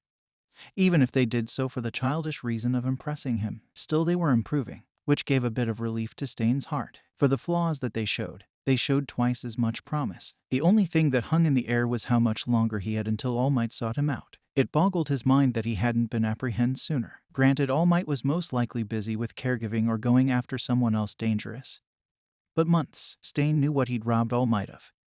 of the torment and anger he stoked in the man. In that moment, Stain thought to himself how he was even still alive after everything that happened over the past months. Stain sent his students away. His instincts were screaming warnings that something terrible was coming his way. And they were right like always. "Hey old man," Dabai said, appearing from a portal in front of the hero killer. "This is the first time we've met. Name's Dabai. I'm a huge fan and the guy who cauterized your gut. You're welcome, by the way." Stain glared at the young man with a look of contempt on his face. "Another misguided fool clinging to a flawed ideal is what you are. You freed the most dangerous men and women in Japan and you dared to show your face before me. Not even my blonde student would be airheaded enough to think that doing so was wise. There's nothing for us to talk about and no reason under the sun to stop me from killing you." Dabai shrugged off Stain's threat, even as the older man pulled out his katana. "I get that," Dabai said with his hands in mock surrender. "I just wanted to speak with you before things got outside of our control. See where my ideals matched up with yours." Stain's grip choked the hilt of his katana. The man tempered himself so he didn't cut Dabai down. Against his better judgment, he wanted to help the man. "Out of guilt, I'll give you one chance, kid. Talk. But after that you'll listen to me." Dabai nodded, accepting the terms. "I want you to join me. Together we could not only purge the hero world of corruption, but the puppeteers that profit from it. No more slaps on the wrist for the powerful. No more forced quirk marriages, no more quirk discrimination. We could accomplish it in record time and inspire a new golden age." Stain looked at Dabai in disgust. It only took him 3 seconds to give his answer. "You give a good speech, kid, but you can't seem to understand reality. It's your character that's flawed and you can't even see it. Where do you draw the line? Who gets to be or gets you used? Toga told me about how you kept and used All Might's son for your own personal gain. Unlike Spinner, you didn't do what was right. You took advantage of him like this society's corrupt system. So how can you be any better?" The answer is simple. You can't be. Because you are so filled with hate that you've become what you despise. If you want to be better, then kill or return the inmates you've let loose upon the world. Do that and I can help you become a better man. But I will not fight for you in this war you're gearing up for." A moment of silence passed between the two as both silently debated their next action. "I guess this is why they tell you not to meet your heroes." Stain closed the space between them with his blade raised to strike Dabai down, but Dabai stopped Stain's advance using a recently stolen telekinesis quirk. "It's a shame things had to be like this. You were and still are my hero. You fool, you won't fix anything. You'll only make things worse. Hundreds of innocent lives will be lost. We'll see about that. Goodbye, Stain." A horn sprouted from Dabai's forehead as he reached out to touch Stain, and with a heavy heart he began to de-age the hero killer until he was a small child. No older than 8. "When this war's over I'll come back and fix you. Until then just sit back and enjoy the show." Dabai left in another portal, leaving an irate pint-sized Stain in his wake. Outro. Thank you all for indulging yourselves in the story thus far. I hope you enjoyed it. Now, there are a few more things that I'd like to go over before the video ends. Firstly, we've got a second channel called Anime Deep Dive. Anime Deep Dive goes deep into the facts and lore of a wide variety of anime. It's sure to expand your weeb knowledge for all kinds of series, guaranteed. On top of that, we have a third channel called We The Celestials Naruto What Ifs. It's what we do on this channel already, but in the vast world and lore of Naruto. Go check it out if you're in the mood for some jutsu action. Secondly, on behalf of We The Celestials, I'd like to thank everyone involved in the production of today's awesome content. Their details will be in the description below. Lastly, if you're interested in what we do here at We The Celestials, then I would like to extend out an invitation to join the team. The only caveat being we only accept members 16 years and up to join our crew. You can sign up for whichever category fulfills your interests by joining the recruitment Discord using the link in the description below. Our Discord is an all-around fantastic place to be. Whether you're a fan or looking to join our band of misfits, we're always looking for members to join us. Well, that's it from us for today's video. So, thank you all for watching. And have a great day. Hey, what is up, mortals? Welcome to Season 3 Part 1 of What If Deku Was a Nomu. I just wanted to greet you guys by just saying, sit back and relax, you're in for a treat. So, we begin. Mirio looked around the helicopter that carried the men and women who were joining him on a suicide mission. The top 10 heroes in Japan.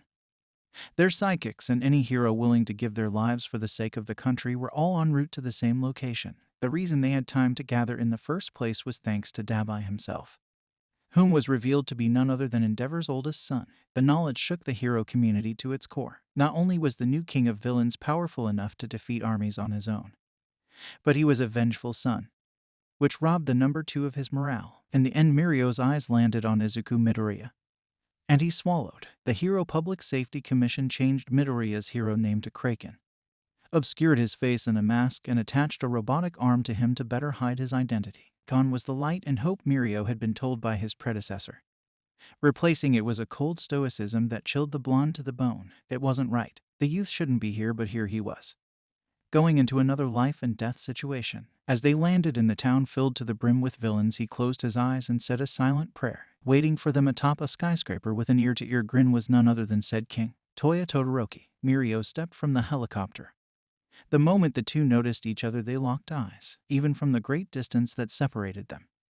Mirio and Toya were able to read each other completely. Toya felt Mirio's anger, nervousness, and confidence, while Mirio felt Toya's excitement, grief, and cool calm. Listen up, heroes. Toya spoke out. His voice sounded like it reached out in all directions, like the villain was speaking into a speaker. I'm giving you all 10 minutes to prepare, to call that person you love, say your prayers, and accept your fates. I want you all to have this peace so that you can die without regrets. I want the world to know that when you all fail, it was because the people they relied on couldn't save themselves, and ultimately were nothing more than frauds clinging to unearned fame. He snapped his fingers and helicopters swarmed in. Reporters from all over the nation had come with their cameras to witness the battle. So for the first time in your worthless lives, be useful and give them a show that'll be remembered for years to come. The heroes didn't waste a moment getting into position and readying their minds for what was to come. A few even took out their phones and called those special people. Mirio felt a tap on his shoulder and turned to face Izuku Midori.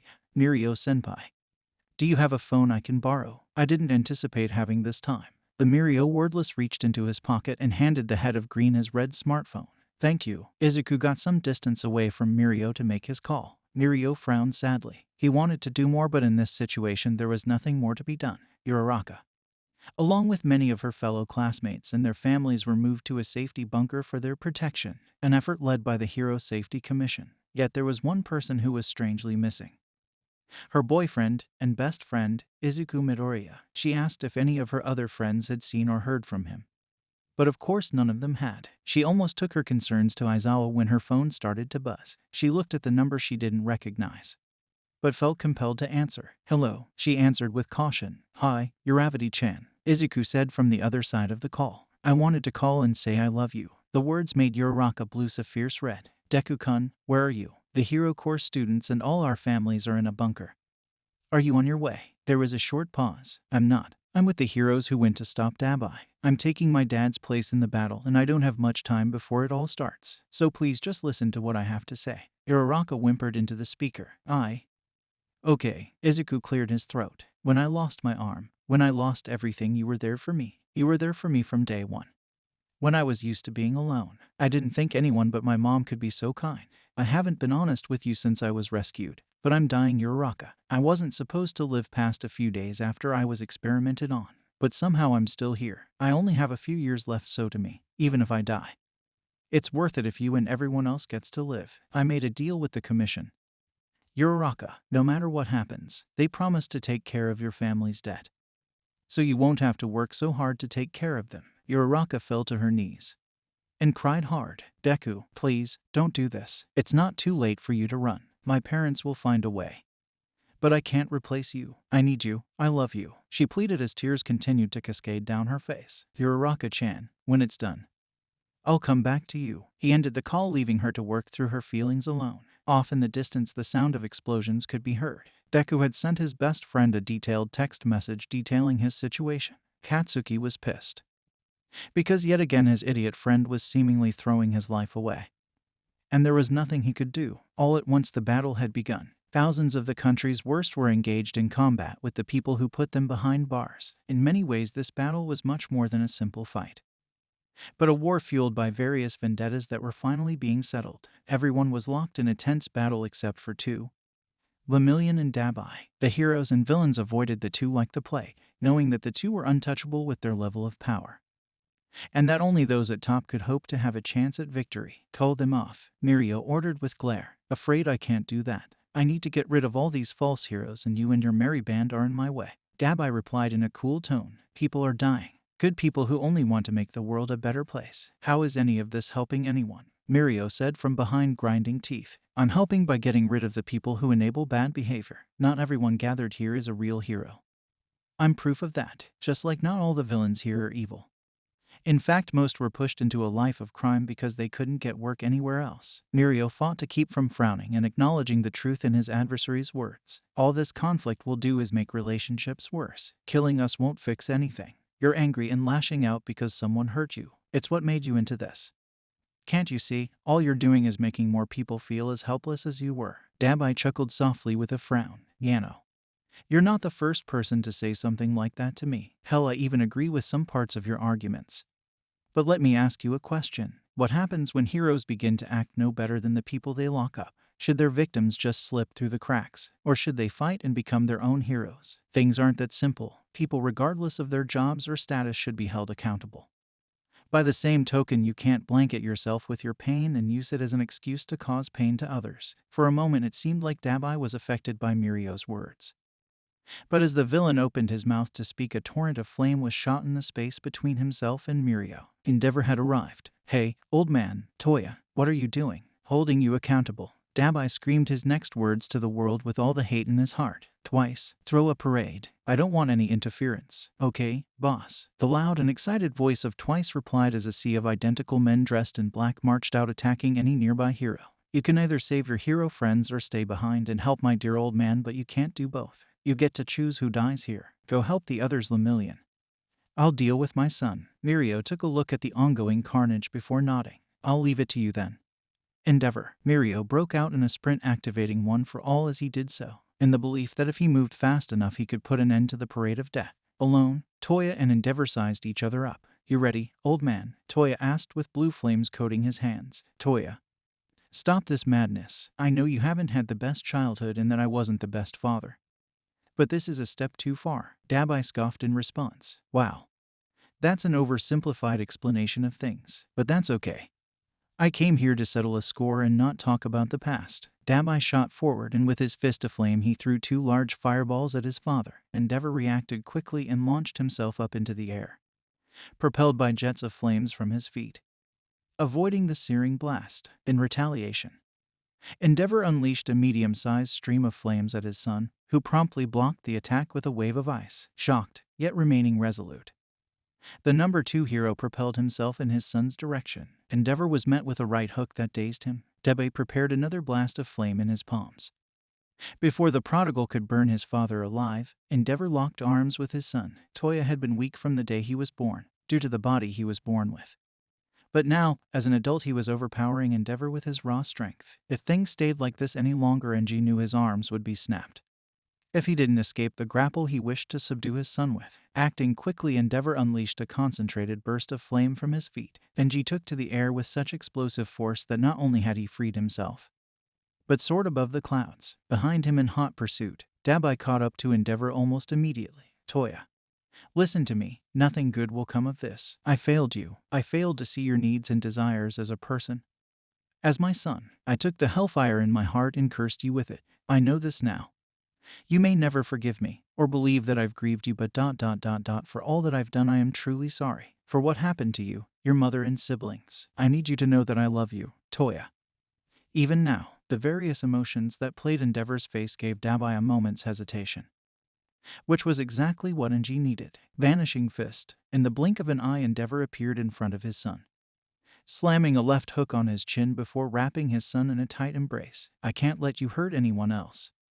And I've earned a one-way ticket to hell. This is the end of us both. Prominence burn. Endeavor let loose the sum total of his hellfire upon his son, and he felt himself quickly overheating.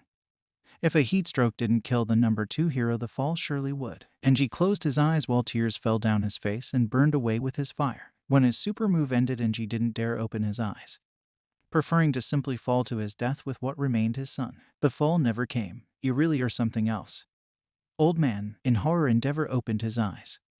Only the clothes on his back were burned. Dabai took a firm hold of Endeavor. Just so you know, this is Natsuo's quirk. I wanted this to be poetic, for you to know that the children you abused and abandoned have never, and will never forgive you. I will, however, help you board that express train to hell. Flash freeze, frostbite. It had only taken an instant, but for NG it felt like an eternity. His life flashed before his eyes, and in that time all he could think of was the day he'd first held Toya. He was so precious and innocent. Yet now that child was his end. A fresh crop of tears managed to crawl down his face before he was frozen over. Genji Todoroki plummeted to the ground with his sorrow and regret locked on his face and shattered into thousands of pieces. For a time the battlefield was silent. Dabai descended with a neutral expression on his face. "Looks like you managed to stop twice. Good job," he said, turning his attention to Mirio, who was holding an unconscious. "Twice. But how will you stop me?" Lemillion became phantom, erupting with speed towards Dabai, and their battle began. However, before the first attack could be thrown, the ground began to rumble and quake. Over the horizon, a giant of colossal stature marched onto the battlefield. "I told you I'd come for you, Toya Todoroki. And to you, Mirio Tagata, this is the end. No longer will that torch be passed on," the giant said in a voice that was a mix between gravel, sophistication. He created a tornado and rushed towards the young adults. The final battle for the future had truly begun. As past and present collided. Outro. Thank you all for indulging yourselves in the story thus far. I hope you enjoyed it. Now, there are a few more things that I'd like to go over before the video ends. Firstly, we've got a second channel called Anime Deep Dive. Anime Deep Dive goes deep into the facts and lore of a wide variety of anime. It's sure to expand your weeb knowledge for all kinds of series, guaranteed. On top of that, we have a third channel called We The Celestials Naruto What Ifs. It's what we do on this channel already, but in the vast world and lore of Naruto. Go check it out if you're in the mood for some jutsu action. Secondly, on behalf of We The Celestials, I'd like to thank everyone involved in the production of today's awesome content. Their details will be in the description below. Lastly, if you're interested in what we do here at We The Celestials, then I would like to extend out an invitation to join the team. The only caveat being we only accept members 16 years and up to join our crew. You can sign up for whichever category fulfills your interests by joining the recruitment Discord using the link in the description below. Our Discord is an all-around fantastic place to be. Whether you're a fan or looking to join our band of misfits, we're always looking for members to join us. Well, that's it from us for today's video. So, thank you all for watching, and have a great day. Hey, what is up, mortals? Welcome to Part 2 Season 3 of What If Deku Was a Nomu. That's right, we're in series finale territory now, everybody. So sit back, relax, and get ready. You're in for a treat. So, we begin. Mirio and Taya managed to dodge the giant's burst of speed and save themselves from the harsh fate of being crushed. The beastmen glared at them both with incalculable hatred. On the giant's shoulders, Wolfram and Kirigiri awaited their master's orders. "I have been patient for too long. My plans have been utterly dashed. The seeds I've sown, the blood and resources wasted by a brat and a traitor. I've had to take this large body instead of the one I've cultivated. And for that I will burn your world to the ground." The giant lifted his fist in the air, tensed them, then slammed them into the ground, sending out shockwaves, which turned into earthquakes. Heroes and villains were sent flying, or buried alive. Only those who could fly and were strong enough to save themselves were spared. The dust and debris kicked up in the air formed a cloud of haze that covered miles, veiling those within it, blinding the helicopters above. Kirigiri, be the end to all those that follow my detractor, and you, Wolfram, make sure no hero leaves this place alive. I want no survivors. This is no longer a battlefield, but mass entombment for those foolish enough to act against me. Wolfram cracked a wicked grin while Kirigiri gave a simple bow. Wolfram summoned as much metal to him as possible before activating the quirk amplifying device he'd recently stolen. With a press of a button, his muscles expanded and his quirk grew in power. He created bullets out of the metal he manipulated and fired aimlessly into the cloud. Kirigiri's body expanded and took the shape of a black hole, after which the cloud villain began to suck anyone unfortunate enough to be in his path. The screams of hero and villain alike filled the air well after the cloud of destruction faded. It was a living nightmare for most, who were powerless to defend themselves, while those who could had come to a non-verbal agreement and took action. Gene fiber began to wrap around Wolfram, as a beaten-up best genist became visible as the dust settled. Glaring at the villain, the number 3 hero tightened his hold on the villain. Wolfram laughed and flexed his pulsing muscles and snapped the fibers holding him in place. "Gonna take more than that, poser," Wolfram taunted. The villain then created 10 massive cubes of steel and threw them at the hero below him. Fortunately for the stylish hero, the combined strength of Mariko, Izuku, and Chimera were enough to punch through the cubes, narrowly saving his life. "This is what I get for complaining about not getting enough action." Mirko spat. "Yeah, guess this is the storm after the calm." Chimera huffed. "Seems so." Big guy, Mirko replied with a smirk. She looked towards Izuku. How you feelin', Might Jr.? Think you can keep up and help take this guy down? Izuku's eyes darkened as he glared up at Wolfram. I'm fine. Right now I'm a little bit weaker than you, Senpai. But if I transform into my Kraken form I should be dozens of times stronger. The only problem with it is that I have problems stopping myself once I have a target in my sights. Mirko raised a brow. Her interest piqued. She gave him a nudge. Then consider my permission granted. Get a lock on that guy and get ready to kick his ass. You too, big guy. Bring out that monster muscle. Mirko pointed off to the distance where Hawks, Crust, and Wash were fighting Kirigiri. Genist, go help them out. Leave this guy to the brawlers. Reluctant but trusting her logic, Best Genist left to aid his other comrades. In the meantime, Deku's had become as black as ink and his muscles pulsed with power. This was his Nomu form perfected by the Hero Public Safety Commission. Chimera now stood at 10 feet in height, with muscle fibers covering his arms and legs. Mirko's face split into a wicked grin. All right, boys. Let's kick his ass. Deku was first to move. His enhanced strength gave him the ability to jump high enough to put him within swinging distance of Wolfram. The teen had moved so fast the villain barely had time to defend himself. Wolfram managed to capture the teenager in steel and attempted to crush the hero, but Izuku was strong enough to resist even with the villain's quirk enhanced. While Wolfram was preoccupied with Izuku, Mirko closed the distance. Using the bits of metal the villain levitated as platforms, she managed to land an axe kick that sent the villain plummeting to the ground.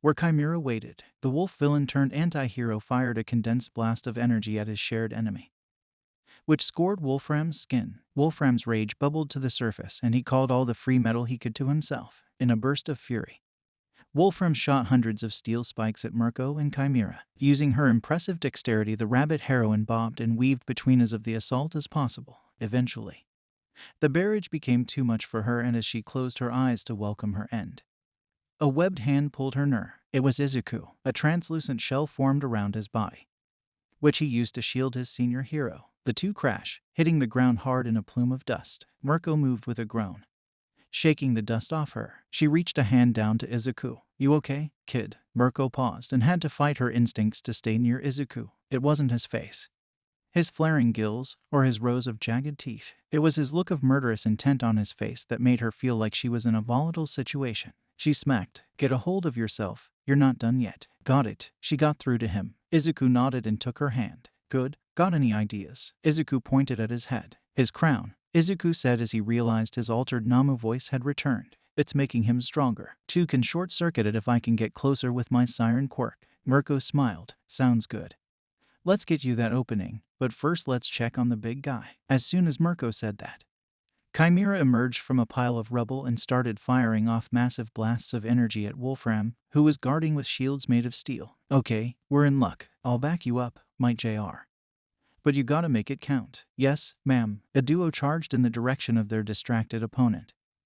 At full speed, Deku took a deep breath, and when they were finally noticed, Mirko cleared the way for her junior by punching and kicking away Wolfram's metal constructs. Before he knew what was happening, Izuku jumped from behind Mirko and took a hold of him and screamed with the force of a bomb. AHHH. The villain screamed in pain, but it was overpowered by Deku's own high-pitched wail. The quirk-enhancing device on Wolfram's head was fried, causing him to shrink without its power. Weakened and momentarily helpless, Mirko took advantage and threw a roundhouse kick at the villain's skull. Wolfram was sent flying through the air in time for Chimera to send one last high-intensity blast at him, shooting him out of the air. Trio had won just as the others had apprehended Kirigiri, however. Before they could celebrate, All for One sent them all flying with stomp of his massive feet. It wasn't as bad as the initial blast, but the wind had been taken from the sails of most. Exhausted and battered, Mirko lost consciousness with a smile on her face. Izuku put her on his back to evacuate her. Chimera, who witnessed this, swore silent revenge. Meanwhile, Mirio and Dabai were doing all that they could to stop All for One's rage-fueled rampage. Mirio managed to retrain the villain's arms using Black Whip, but try as he might, he was unable to stop the ancient villain's destruction. Adding to his worries was none other than Dabai. The flame villain took any shot he could at him, while also trying to take down All for One. Lemillion was locked in a three-way deathmatch where he was the only one trying not to kill. Mirio cursed as All for One thrashed against the restraints created from his Black Whip quirk. Mirio was losing his grip, and to make matters worse, Dabai resurfaced and shot a bright stream of fire in his and All For One's direction. On reflex, Mirio turned intangible and sunk into the ground, while All For One retaliated with another world-shaking punch. "What's wrong with you?" Mirio yelled out at Taoya. "I thought you wanted to make the world a safer place. All For One is killing good people with families and loved ones, while you keep trying to kill me. How selfish and stupid could you possibly be? Is this your justice?" Mirio's rant was cut short as he was sent flying from the force of one of All For One's fists. Unbeknownst to Mirio, his words had stricken his shell-shocked rival to his core. After killing his father, Dabai wasn't the same, even though he hated him. Even after the suffering he'd caused him, a part of him bore regret. At first, it felt good to Dabai, seeing the shock on his father's face before he'd been frozen solid. But after he'd shatter, Dabai felt empty. He'd spent so much of his life trying to prove his father wrong that he'd lost touch with himself after killing Endeavor. He'd realized that in the end, that all he'd wanted was to prove that his existence was worth something. But in the end, all he'd done was rob himself of what he spent his life building towards. So here he was abandoning reason and wildly attacking the two that stood before him. "Shut up, you hero trash." Taoya lashed out with streams of blue flames erupting from his palms. He tried to fry both All For One and Mirio to poor results. Mirio turned intangible and All For One walked through the flame unharmed. The hand of the giant took hold of the pyromancer and slowly began to crush him in his palm. Well, if it isn't the prodigal usurper. Seems you've found yourself in a bind. Here, let me help." Taoya howled in agony as his bones snapped and impaled his organs. His regeneration quirk was being overwhelmed,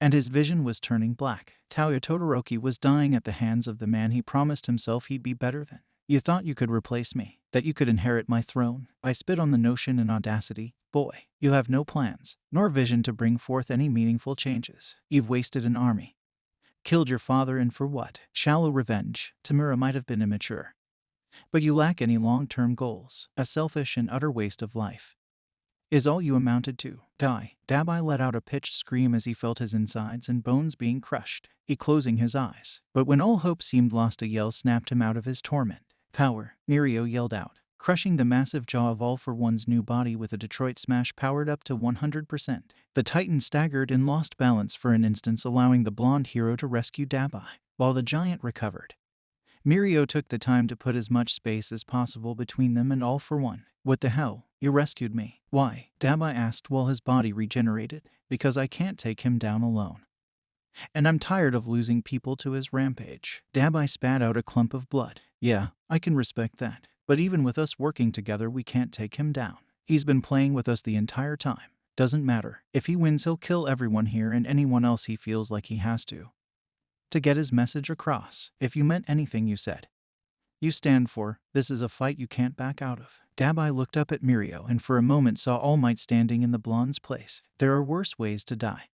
Might as well try out this thing I've been working on." Taoya rose to his feet and dusted himself off. "Let's go." A horn grew from Dabai's forehead, while Mirio dialed one for all to 100%, making his bones rattle. "Huh, you're running out of steam too. Guess I'm not the only one." Mirio stole a glance of Dabai and noticed his body turning pale. "Seems like it. Try not to die out there," Mirio said as a trickle of sweat traveled down his forehead. "You too," Dabai said with honest respect for his rival. In the time they'd had this conversation, All For One tripled in size, rivaling that of a skyscraper, and covered himself in stone armor. Fear and anxiety took hold of the duo's hearts as they gave their all for their last stand. Dabai took the lead, launching himself in the air like a rocket. He circled around the massive villain, firing off balls of flame and ice. Unfortunately, all it did was annoy the giant. The million managed to crack and chip away at the stone armor, but beyond that, no long-lasting damage. Mirio had always been optimistic, but even he felt a sense of hopelessness. Both he and Dabai were sent flying back, landing in nearby craters. The two looked up at each other and shared their despair. It seemed like all was lost until the giant stopped and started howling in pain. All For One scratched at his back in an attempt to shake the cause off, but his mass kept him from being able to reach. The stone armor began to peel off and he began to shrink. In all the villain thrashing, a figure became visible. Izuku Midoriya, in his Nomu form, had stabbed his arm into the center of All For One's back, filling the villain's body with venom. "Get off of me, you insect." All For One managed to grab the source of his pain. "You!" All For One boomed in righteous fury. His anger was cut short by Mirio's right hand. A full-powered smash stunned the man, causing his grip to loosen. Izuku escaped on his own while Mirio took full advantage and pounded away at the villain's face. Behind him, Dabai charged up a new super move. Get out of the way if you don't want to die, Dabai warned, causing Deku and Mirio to run away. Flash fire. Flames of Prometheus, Dabai yelled as white fire shot from both of his hands and engulfed all for one. What made these so dangerous wasn't the intense heat, but its fusion with Ares that caused them to burn and age their victim rapidly simultaneously. When the flames died down, a petrified skeleton was all that remained of the former ruler of the underworld. Dabai nearly collapsed from exhaustion. It had taken almost everything he had to pull that off. But it wasn't over just yet. So, where do we go from here? You behind bars, Mirio answered from behind Dabai. Can't let that happen now. But for what it's worth, you were right. I lost sight of what it was I wanted to do. We'll be meeting again. Dabai disappeared in a burst of purple smoke and reappeared next to Compress, who was holding a fistful of marbles. The masked man gave a curt bow and the two left together in a portal. Mirio sighed. It was over. They'd lost many lives, but for now no one else would be hurt. His predecessor, Deku, approached him in his normal form and smiled. Mirio-senpai. We did it. Time to go home. It was a bittersweet victory for the heroes, but still a victory. Of all the people there, Izuku was amongst the most anxious. When they made it back to base, there were dozens of people waiting for them both. Uraraka was the first to give him a hug. It took her nearly 5 minutes to let go of her boyfriend. As she showered him with kisses, Deku's friends berated him, while simultaneously celebrating his return. Inko and All Might hung back and fought their tears. They were proud and happy he had returned to them one piece. Deku lived out the rest of his short life with his loved one, as a hero, husband, and father. In the end, he lived the life he'd always wanted, with the people he cared for, being the man ... and the hero he wanted to be. Outro. Thank you all for indulging yourselves to the end of this story. I hope you enjoyed it. Now, there are a few more things that I'd like to go over before the video ends. Firstly, we've got a second channel called Anime Deep Dive. Anime Deep Dive goes deep into the facts and lore of a wide variety of anime. It's sure to expand your weeb knowledge for all kinds of series, guaranteed. On top of that, we have a third channel called We The Celestials Naruto What Ifs. It's what we do on this channel already, but in the vast world and lore of Naruto. Go check it out if you're in the mood for some jutsu action. Secondly, on behalf of We The Celestials, I'd like to thank everyone involved in the production of today's awesome content. Their details will be in the description below. Lastly, if you're interested in what we do here at We The Celestials, then I would like to extend out an invitation to join the team. The only caveat being we only accept members 16 years and up to join our crew. You can sign up for whichever category fulfills your interests by joining the recruitment Discord using the link in the description below. Our Discord is an all-around fantastic place to be. Whether you're a fan or looking to join our band of misfits, we're always looking for members to join us. Well, that's it from us for today's video. So, thank you all for watching, and have a great day.